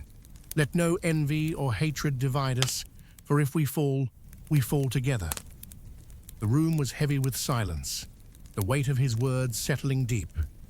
Old wounds remained raw, but the resolve to stand united flickered anew. Agreements were made, oaths sworn, and penalties decreed for those who would betray the trust of their people. Yet reconciliation was not simple. Across the settlement, families torn by conflict struggled to heal. Longhouses, once vibrant with laughter, were shadowed by grief and suspicion. Mothers wept for sons lost in petty feuds. Elders mourned the fracturing of traditions they held sacred. Amid this turmoil, the rhythms of daily life continued, a testament to resilience and hope. Farmers tended their fields, their hands hardened by toil, but their spirits unbroken. Women managed households with skill and care, teaching children the lessons of survival and honor. Craftsmen shaped wood, iron, and leather into tools and treasures, blending Norse artistry with local influences.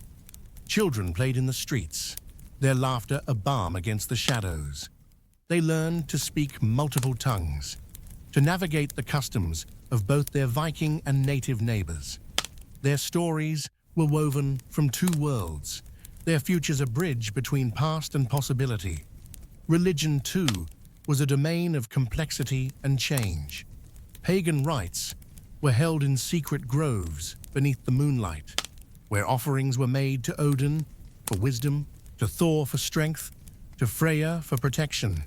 Simultaneously, Christian priests walked among the people, baptizing converts, preaching forgiveness, and building churches from stone and timber. These faiths did not always coexist peacefully. Tensions flared between converts and traditionalists, debates over beliefs and practices sparking quiet conflicts. Yet over time, a unique spiritual tapestry emerged. Rituals blended, festivals merged, and the people found ways to honor both gods and saints. Trade routes hummed with life, arteries of connection that fed the expanding realm. Merchants navigated rivers in longships laden with goods, silks from the east, silver from distant mints, spices that tingled tongues, and furs that kept bodies warm through winter's bite. Markets became vibrant crossroads where languages mingled, alliances were brokered, and stories from far-off lands were shared. Yet the lure of wealth also bred envy and danger. Raiders from rival bands struck caravans, ambushing travelers and seizing goods. Spies infiltrated the settlement, gathering secrets for hostile powers. The constant vigilance required of leaders like Ragnar was exhausting but necessary. Politics played out in halls and hearths alike. Marriages were arranged to cement alliances, forging bonds that transcended bloodlines and old enmities. The union of Ragnar's son with the daughter of a neighboring lord was a symbol of this new era, a melding of cultures and interests that offered hope of peace. The wedding feast was a grand affair, held beneath the open sky beside the river. Long tables groaned under the weight of roasted meats, fresh breads, and mead sweetened with honey. Musicians played harps and flutes, blending Norse melodies with Frankish tunes. Dancers moved in colorful costumes, their steps telling stories of heroes and gods, of battles won and peace sought. Amid laughter and song, old warriors shared tales of distant raids and narrow escapes, their voices thick with nostalgia. Young children watched wide-eyed, dreaming of their own futures, where courage and honor would guide their paths. But beneath the joy lay an undercurrent of unease. Rival factions whispered in shadows, plotting to disrupt the fragile peace. Messages carried warnings of impending attacks, of betrayals lurking just beyond the horizon. One such night, as fires burned low and silence fell, a scout returned with urgent news. A band of hostile warriors, allied with disgruntled Norse rebels and native tribes, was preparing to strike. The settlement's defenses, though improved, were still vulnerable, and the attackers were fierce and determined. Ragnar moved swiftly, rallying his warriors and coordinating with allies. Plans were drawn, scouts dispatched, and weapons readied. The community, united by the common threat, set aside internal divisions in the face of danger. When the battle came, it was fierce and chaotic. Arrows darkened the sky, swords clashed with thunderous blows, and cries of pain and valor echoed through the forest. The Vikings fought with desperation and skill, defending their homes and families. The battle tested not only their strength, but their unity. In the aftermath, the cost was clear. Lives were lost, homes damaged, and trust shaken. Yet the settlement endured, its spirit unbroken. The fires of conflict had burned bright, but from their ashes rose renewed bonds of brotherhood and resolve. As winter deepened and the land rested beneath a blanket of snow, the people gathered once more around the hearths. Stories were told, songs sung, and plans made for the seasons to come. The saga of the Vikings was a tapestry of struggle and survival, of division and unity, of old ways and new beginnings. Ragnar, seated among his people, felt the weight of his years and the hope of his legacy. The road had been long and fraught with peril, but their journey was far from over. The fires of conflict would continue to blaze, but so too would the bonds of brotherhood that would carry them forward. In the flickering light, amidst laughter and tears, the Viking saga marched on, bold, fierce, and unyielding as the land they had claimed. The first pale light of dawn seeped slowly across the horizon, tinting the frost-coated fields and dense woods with a soft amber glow. The Viking settlement, once a mere cluster of rough-hewn huts, had grown into a thriving network of villages, farms, and fortified outposts. Smoke from countless hearth fires spiraled upward, blending with the mist that hovered above the land's rolling hills and tangled forests. To the untrained eye, it was a place of peace and prosperity. But to those who lived and breathed its soil, it was a realm forged in the crucible of relentless challenge. Ragnar Lodbrok stood on a jagged cliff overlooking the settlement. The cold wind tugged at his cloak, biting through the thick fabric, but he remained unmoved. His eyes scanned the vast expanse before him, the dense forest stretching out like a living sea, the silver threads of rivers snaking through the terrain, and the rugged mountains rising in the distance, like ancient sentinels guarding secrets untold. This was the frontier, the unyielding, untamed edge of the world they had come to claim. It was a place both promising and perilous, where the land itself seemed to resist the touch of man. For Ragnar and his people, it was the ultimate test, a vast canvas on which to write their legacy, and a reminder that conquest was only the beginning. The years since the first landing had been marked by transformation. The Vikings had adapted their ways, blending fierce warrior traditions with the skills of farmers, craftsmen, and diplomats. The longships that had brought them across stormy seas now carried traders and settlers up winding rivers and into the heart of the continent. The raw wilderness was slowly yielding to the plow and the axe, but the frontier's challenges were relentless. Ragnar's mind wandered to the many trials faced and overcome. The brutal winters that tested their fortitude, the skirmishes with hostile tribes defending their ancestral lands, the delicate negotiations with wary neighbors. Each victory was hard won, each loss a bitter lesson. The settlement's growth had not gone unnoticed. Word of the Vikings' presence had spread to the courts of Frankish kings and distant lords. Envoys arrived bearing gifts and requests for alliances. Spies lurked in the shadows, gathering intelligence. Mercenaries and adventurers journeyed to seek their fortunes under the dragon-headed banners. Yet the greatest challenges lay not just in politics or warfare, but in the land itself. The forests were dense and mysterious, home to beasts both mundane and legendary, where hunters tracked prey beneath ancient canopies and shadows seemed to move with a will of their own. The mountains were rich in ores, but treacherous, with narrow passes that could hide enemies or cause fatal slips. Rivers could be highways or barriers, swift and unforgiving. Ragnar had ordered the formation of scouting parties, groups of seasoned warriors and trackers equipped with the knowledge and skills to navigate this complex landscape.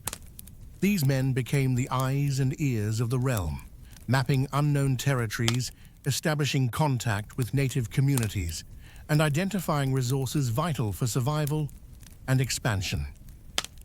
Reports from scouts brought tales both wondrous and grim.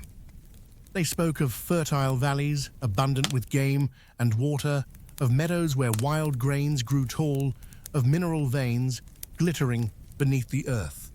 But they also warned of hostile tribes, fierce defenders who resisted intrusion with brutal raids and ambushes, and of the land's hidden dangers, sudden storms, disease, and treacherous terrain.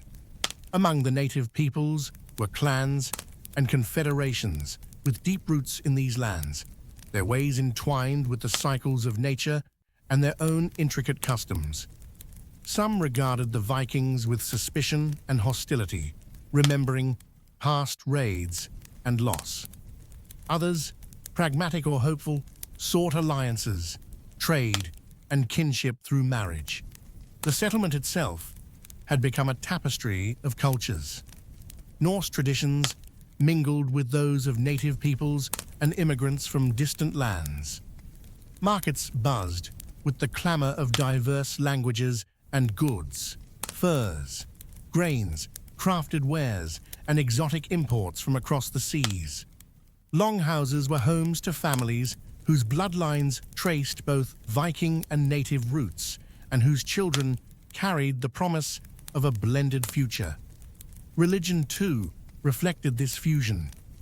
Pagan rituals honoring Odin, Thor, and Freya persisted alongside the growing influence of Christianity. Temples and churches stood in close proximity, their ceremonies a testament to the complex spiritual identity of the people. Shamans and priests shared the role of guiding souls and interpreting the mysteries of the world. Despite the outward growth and prosperity, the frontier was a place of constant vigilance. The threat of raids by hostile groups never fully faded, and internal tensions occasionally erupted. Rival Viking factions, still driven by old grudges and ambitions, clashed in fierce disputes that threatened to destabilize the realm. These conflicts tested Ragnar's ability to lead, not just as a warrior, but as a unifier and mediator. One such confrontation arose when a powerful Jarl, feeling slighted by the council's decisions, mobilized his loyal warriors and challenged Ragnar's authority. The dispute threatened to split the realm, drawing other leaders into its orbit. In a tense council meeting, words were exchanged with passion and fury, but through patience and steadfast resolve, Ragnar brokered a peace, one that reinforced the bonds of loyalty and set clear terms for governance. The settlers endured harsh winters, marked by long nights and scarce food. Hunting parties braved the snow-clad forests, bringing back game to feed the community. Fishermen braved icy rivers and lakes, casting nets for the abundant fish that sustained the settlement.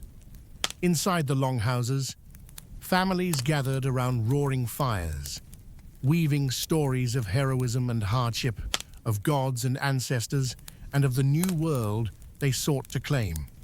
As spring thawed the land, fields, once blanketed in snow, revealed fertile soil. Farmers worked tirelessly, sowing seeds and tending crops with a knowledge passed down through generations, adapted to the unfamiliar climate. Villages blossomed with life as children learned to walk the paths their parents had carved, their eyes bright with curiosity and hope. Ragnar's vision extended beyond mere survival. He sought to build a lasting kingdom, rooted in justice, prosperity, and cultural harmony. Councils were formed to administer law and order, resolve disputes, and coordinate defense. Jarls were appointed to oversee distant territories, each responsible for balancing Viking traditions with the realities of frontier life. The balance was delicate. Every decision held consequences for peace or war, for prosperity or ruin. Alliances with native leaders were maintained through diplomacy and marriage. Trade agreements opened new markets and fostered interdependence. At the same time, spies and scouts uncovered plots and threats, and the shadow of betrayal lurked in unexpected places. Ragnar himself became a symbol of resilience and wisdom, a leader whose name inspired loyalty and awe. His presence on the battlefield rallied warriors, his voice in council guided decisions. His vision shaped the destiny of a people straddling two worlds. Under his guidance, the Viking frontier transformed from a fragile foothold to a thriving realm, an unyielding bastion where Norse courage and native wisdom intertwined. The saga of survival became a saga of identity, where old customs met new challenges, and the future was forged by those bold enough to claim it. As the sun dipped below the western hills, casting a fiery glow across the land, Ragnar turned from the cliff and walked toward the settlement.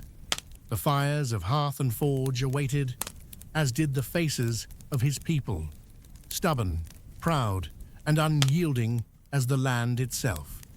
Their story was far from finished. The unyielding frontier would continue to test them, but it also offered a promise, a place where Vikings could carve out not just a home, but a legacy that would echo through the ages.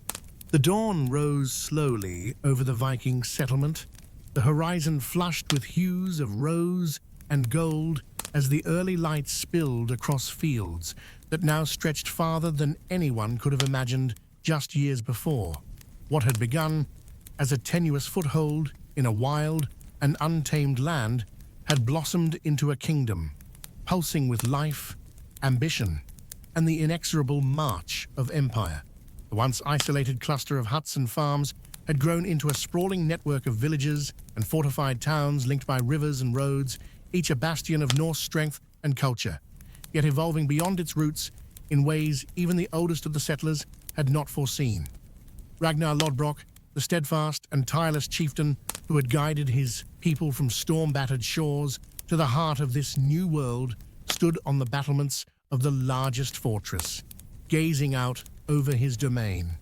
The wind tugged at his cloak, carrying with it the mingled scents of pine, earth, smoke, and the distant salt of the sea.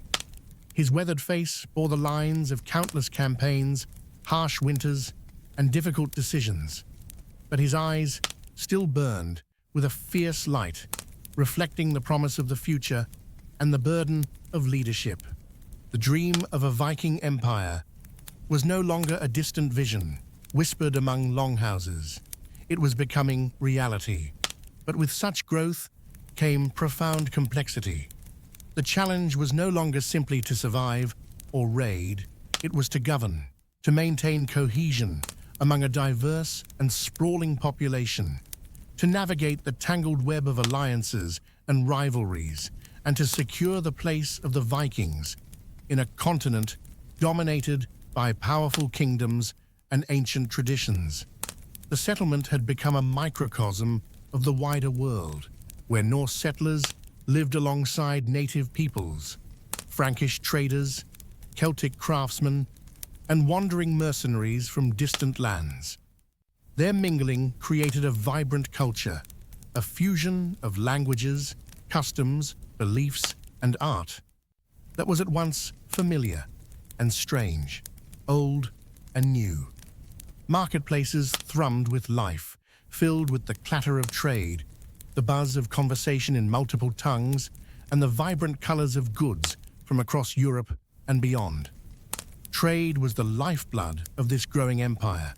Ships laden with furs, timber, iron, and grains traveled along the rivers, connecting the settlements to the wider world. Merchants and envoys brought silver coins, minted in far-off kingdoms, fine cloth, woven in distant looms, spices that tingled tongues, and stories of distant wars and intrigues. The Viking economy was no longer solely based on plunder and subsistence. It had matured into a sophisticated network of commerce and diplomacy. Ragnar's hall was a hive of activity and counsel. Jarls and advisors gathered regularly, debating matters of law, defense, diplomacy, and expansion. Maps, charts, and reports were spread across wooden tables scarred by time and use. Letters, sealed with wax from foreign courts, lay among treaties and alliances forged by marriage and negotiation. Ragnar listened carefully, weighing each word, aware that the fate of his people rested on his wisdom. The political landscape was as fraught as any battlefield. Rival Viking factions jostled for influence, some pushing for aggressive expansion, others urging caution and consolidation.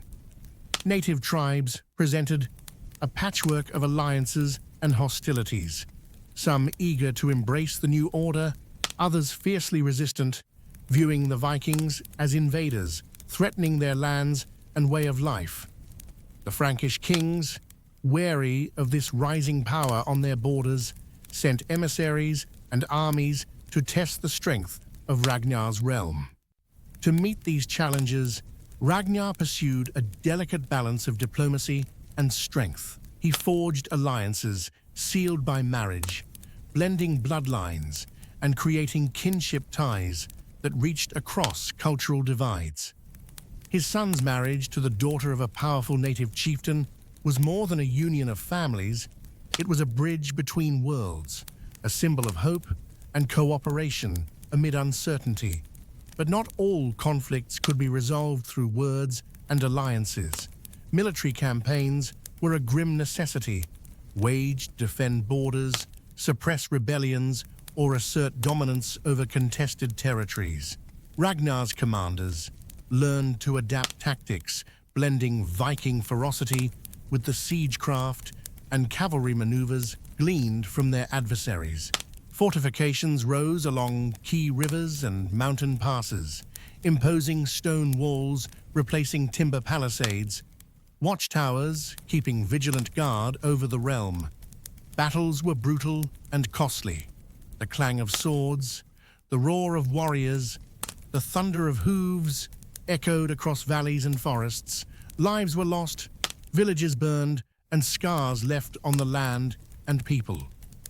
But each victory expanded the realm's reach and reinforced its place in the continent's shifting balance of power. Inside the settlement, life was a complex tapestry of tradition and innovation. Farmers worked fields, nourished by new techniques and native knowledge.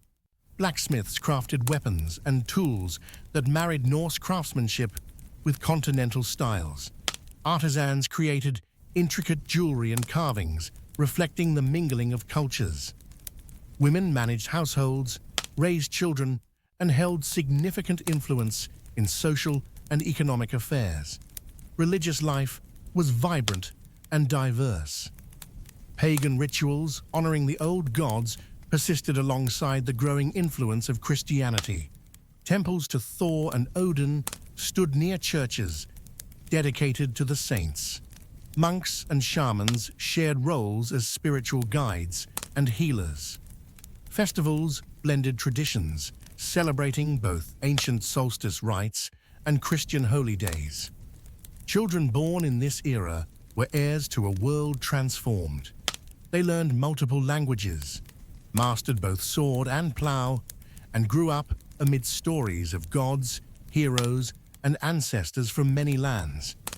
Their identity was a fusion, a new people born of Norse blood and the rich soil of this frontier. Ragnar, though aging, remained the heart of this realm. His leadership was a beacon, inspiring loyalty and unity. His voice carried authority not only through command, but through the respect he earned from friend and foe alike. Yet he knew the future held new trials.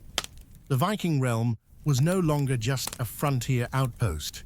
It was a kingdom on the cusp of empire, with all the dangers and glories that entailed. As the sun set, casting long shadows over the lands he had fought so hard to claim, Ragnar reflected on the journey. From cold northern seas to the heart of a new world, his people had endured storms, enemies, and the unforgiving land itself. Now, standing at the dawn of empire, they faced the greatest challenge yet, to turn conquest into legacy. The echoes of empire called, carried on the wind that swept through forests and fields, whispered in the market's bustle, and thundered on the battlefield. Ragnar and his people would answer that call, with sword, with word, and with the indomitable spirit that had carried them across oceans and centuries. The saga was far from over. The pages yet to be written would tell of kings and warriors, of alliances forged and broken, of faith challenged and reborn, and of a people who dared to shape their destiny in a world forever changed by their arrival. The years that followed the dawning of the Viking Empire were marked by both greatness and turbulence. The settlements flourished, their markets alive with the hum of commerce, their fields yielding bountiful harvests, and their halls echoing with the songs of skalds, praising deeds of valor. Yet beneath this surface of prosperity, shadows gathered, threads of unrest and rebellion that threatened to unravel the delicate tapestry Ragnar and his people had so painstakingly woven. The expansion of the realm brought wealth and power, but also discord. Some jarls, once loyal allies, grew restless and ambitious, coveting greater lands and influence. They chafed under the central authority, yearning for autonomy or outright control. These fissures were a reminder that no kingdom, no matter how mighty, was immune to the human passions of greed, envy, and pride. One such faction was led by Jarl Erik, a fierce warrior whose lineage traced back to some of the oldest Viking clans. Erik's claim was simple yet potent, that the old ways, rooted in honor and the strength of individual jarls, were being sacrificed to a creeping bureaucracy that threatened the spirit of their people. His followers rallied in secret, gathering arms and allies with careful precision, preparing for a rebellion that could ignite civil war. Ragnar, ever vigilant, was not blind to these dangers.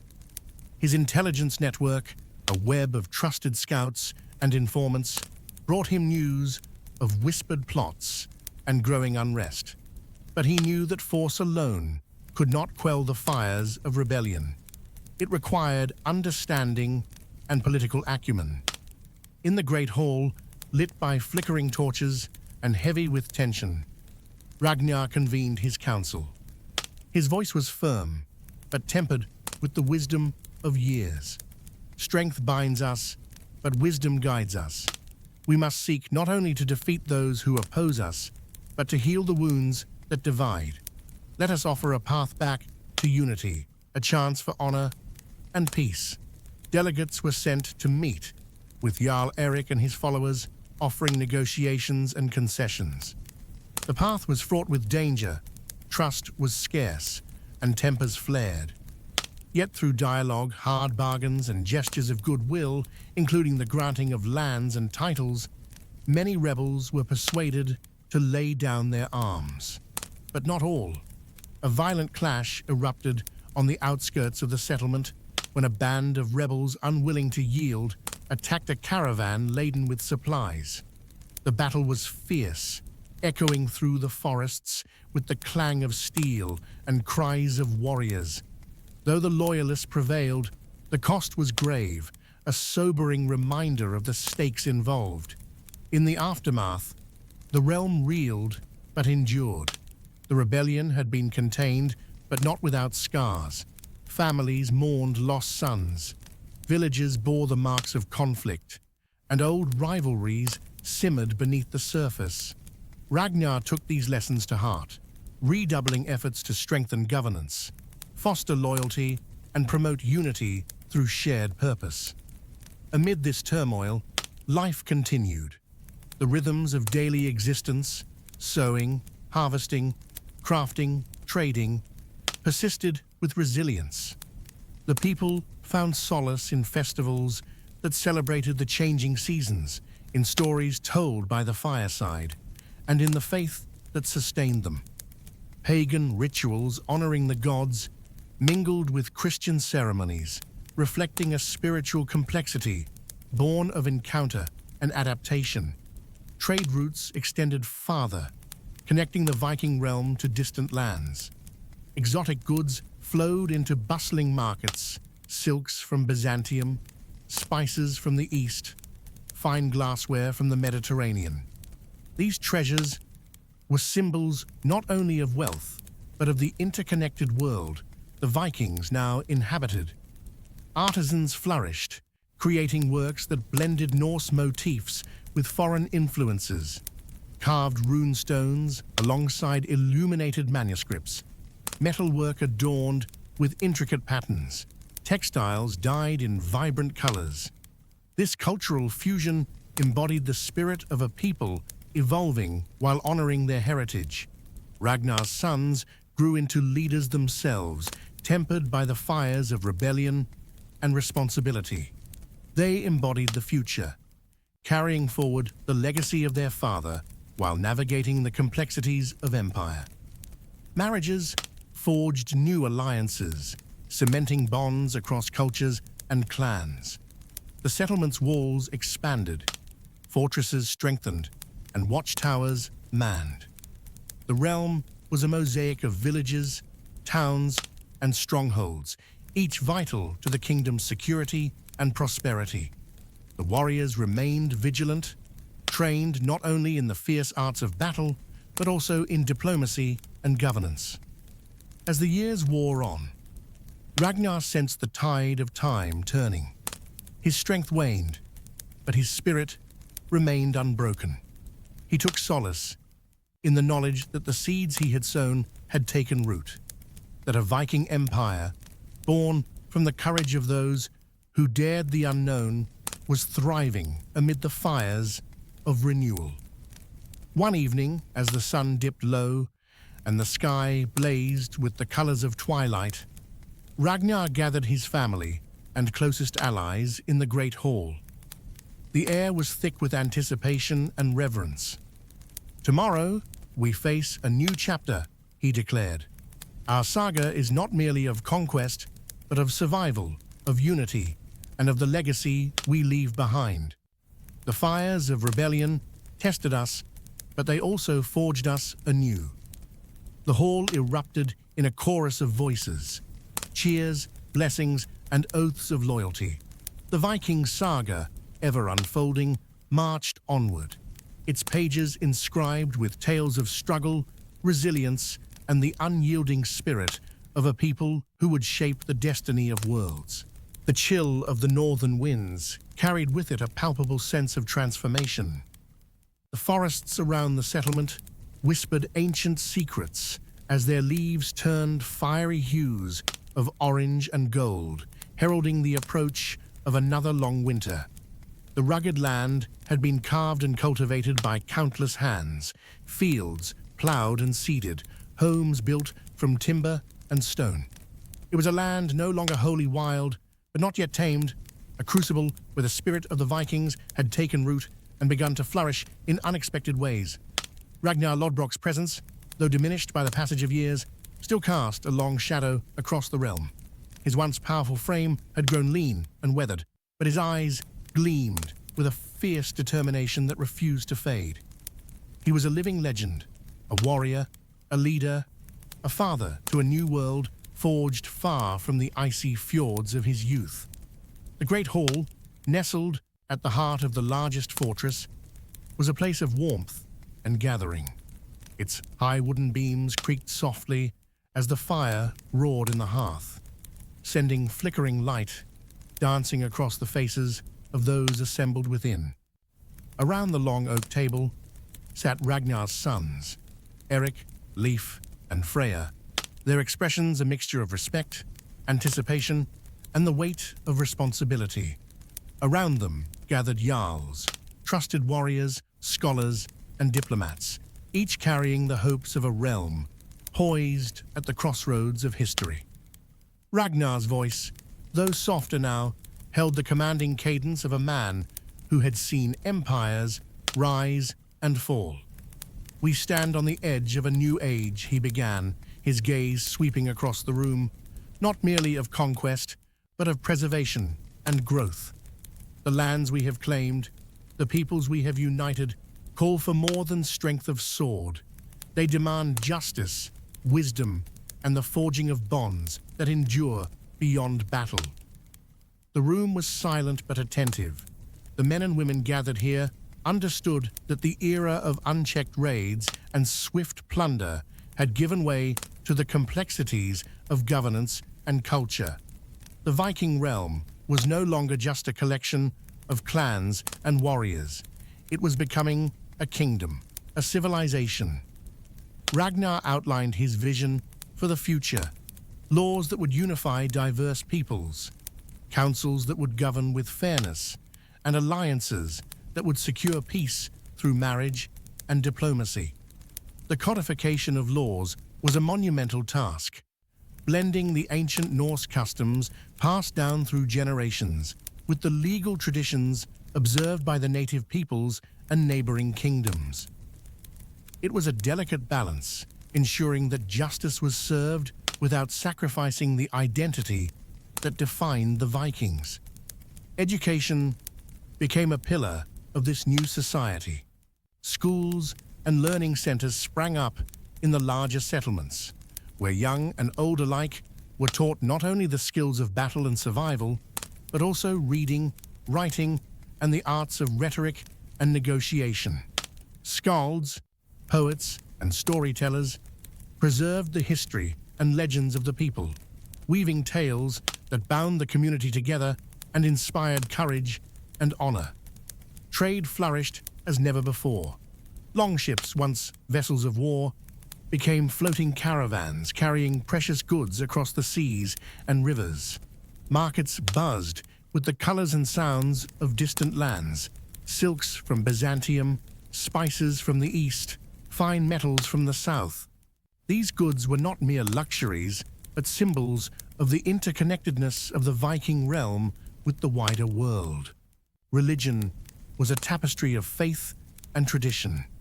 Pagan rites continued in sacred groves and ancient temples, honoring Odin, Thor, and Freya, while Christian churches and monasteries grew in number and influence. Clerics and shamans found ways to coexist, their practices sometimes intertwining in ceremonies that honored both the old gods and the new faith. This spiritual plurality reflected the realm's diversity and the resilience of belief. Art and culture blossomed alongside political and economic development. Carvers crafted intricate runestones and sculptures that told stories of gods and heroes. Weavers and dyers produced textiles of vibrant color and pattern. Music and dance filled the halls during festivals, celebrating the changing seasons and the enduring spirit of the people. Yet the winds of change were not without their storms. Rival kingdoms watched the Viking realm's expansion with wary eyes, their envoys carrying both gifts and threats. Border skirmishes and raids flared intermittently, testing the realm's defenses and resolve. Diplomacy became a dance of subtlety and strength as Ragnar and his successors navigated alliances and enmities with skill and patience. Within the realm, challenges remained. The memory of past rebellions lingered, reminding leaders of the need for vigilance and unity. Ambitious jarls sought influence, while local customs sometimes clashed with the centralized authority. Ragnar's reforms aimed to balance power, giving voice to regional leaders while maintaining cohesion through shared law and identity. The families of the realm embodied this balance of tradition and change. Marriages bridged cultures and clans, weaving a network of loyalty and kinship. Children born to mixed heritage grew up fluent in multiple tongues and versed in the histories and customs of their diverse ancestors. They represented a new generation, rooted in the Viking past, but shaped by the realities of a changing world.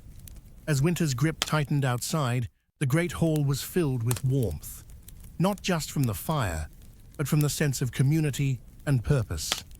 Ragnar, seated among his family and council, felt a profound peace.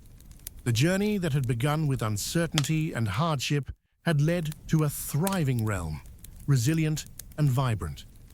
On a quiet night, beneath a sky ablaze with stars, Ragnar spoke softly to his children and closest allies.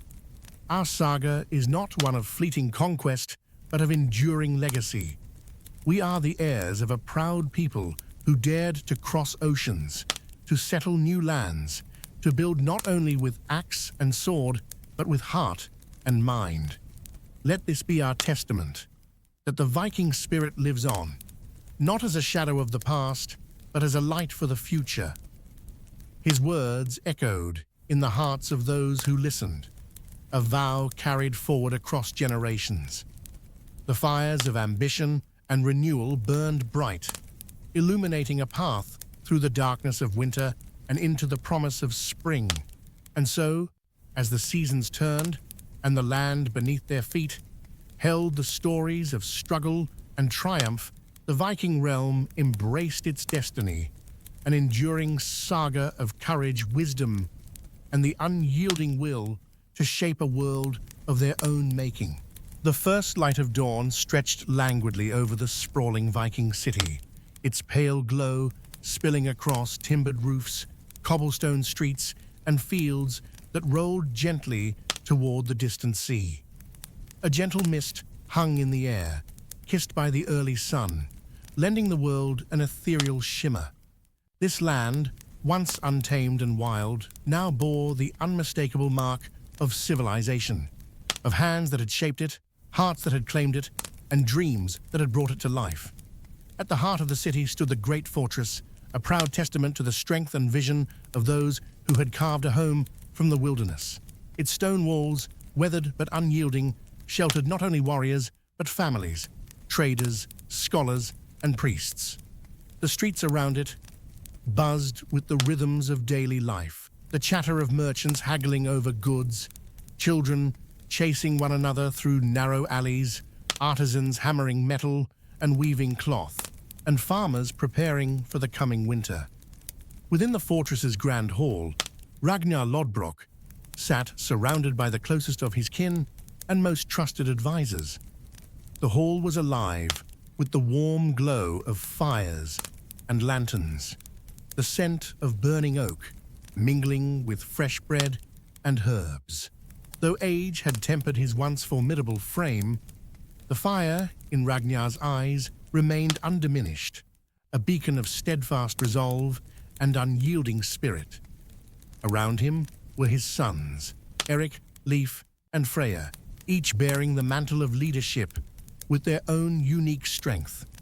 Eric's boldness and tactical genius had won battles and expanded borders. Leif's wisdom and diplomatic skill had forged alliances and fostered peace. Freya's fierce compassion and insight had nurtured the realm's culture and helped heal divisions. Together, they embodied the Viking legacy, not merely as conquerors, but as stewards of a burgeoning civilization. Ragnar's voice, though softened by time, carried with the weight of a lifetime of experience. "We have traveled far from the stormy fjords of our ancestors," he began, "across seas both wild and unknown. We arrived as warriors and wanderers, but we remain because we became builders of homes, of families, of a realm that honors the past while embracing the future."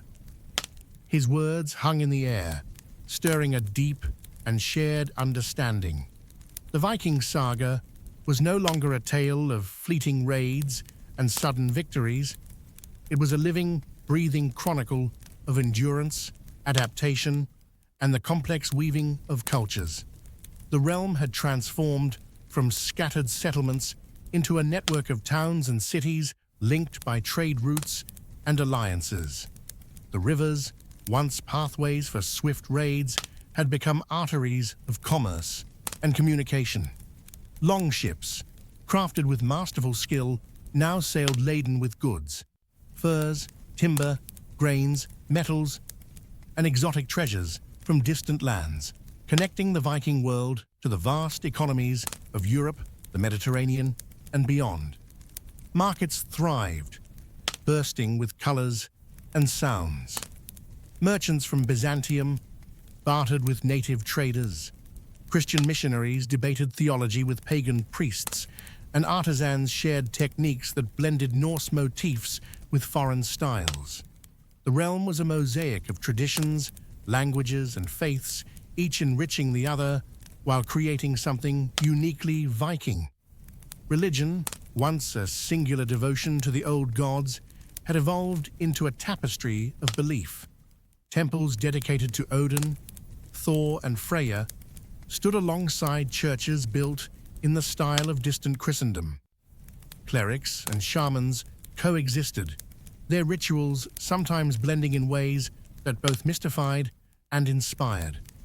This spiritual diversity was not without tension, but it was a source of strength, binding the people with a shared reverence for the divine and the mysteries of existence. Education flourished as well.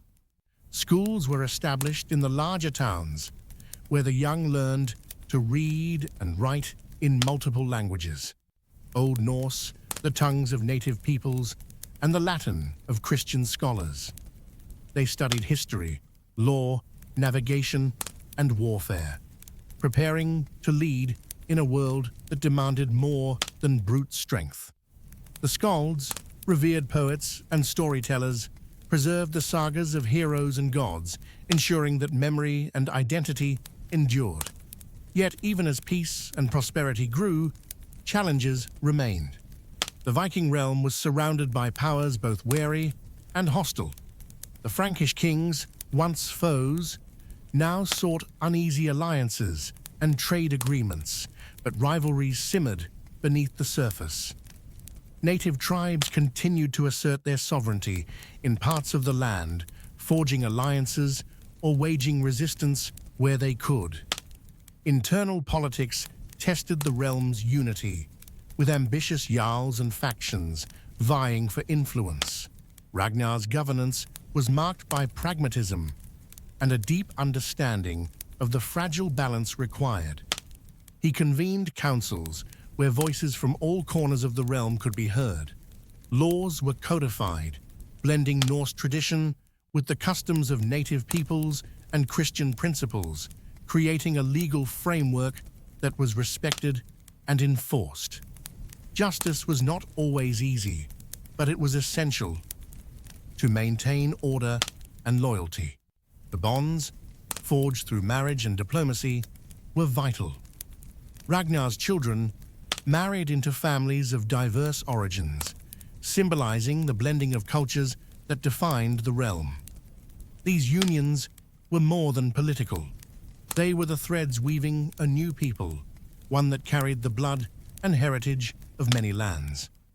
One crisp autumn morning, Ragnar stood atop a cliff overlooking the sea, the same cliff where years before he had first dreamed of new worlds.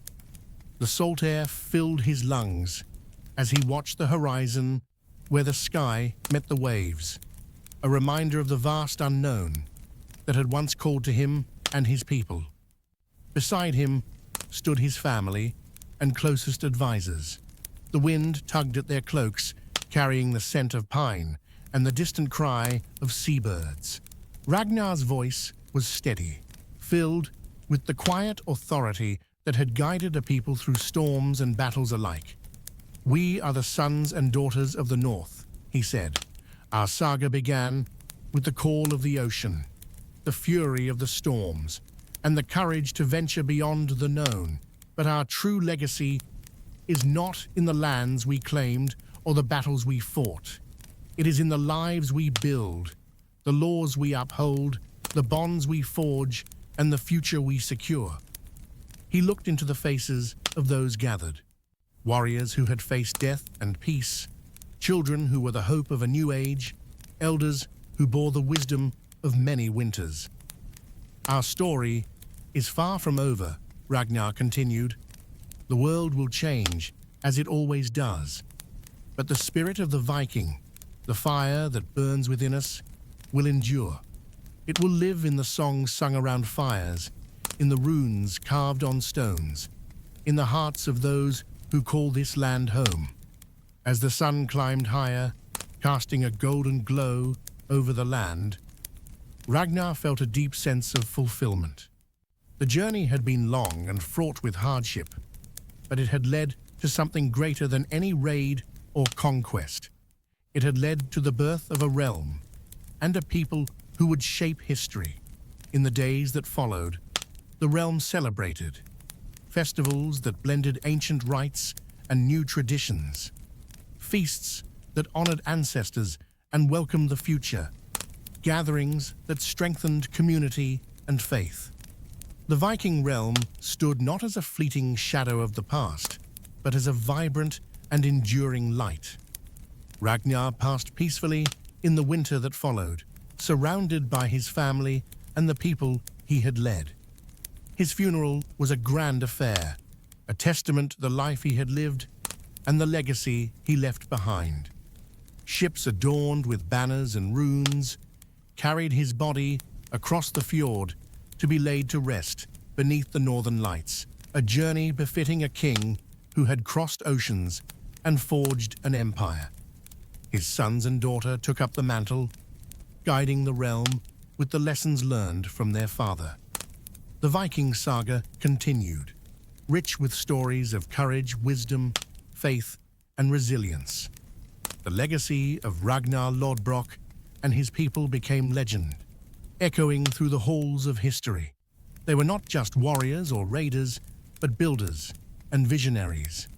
Their spirit, the relentless will to explore, endure, and create, became the foundation of a civilization that would influence the world for generations to come.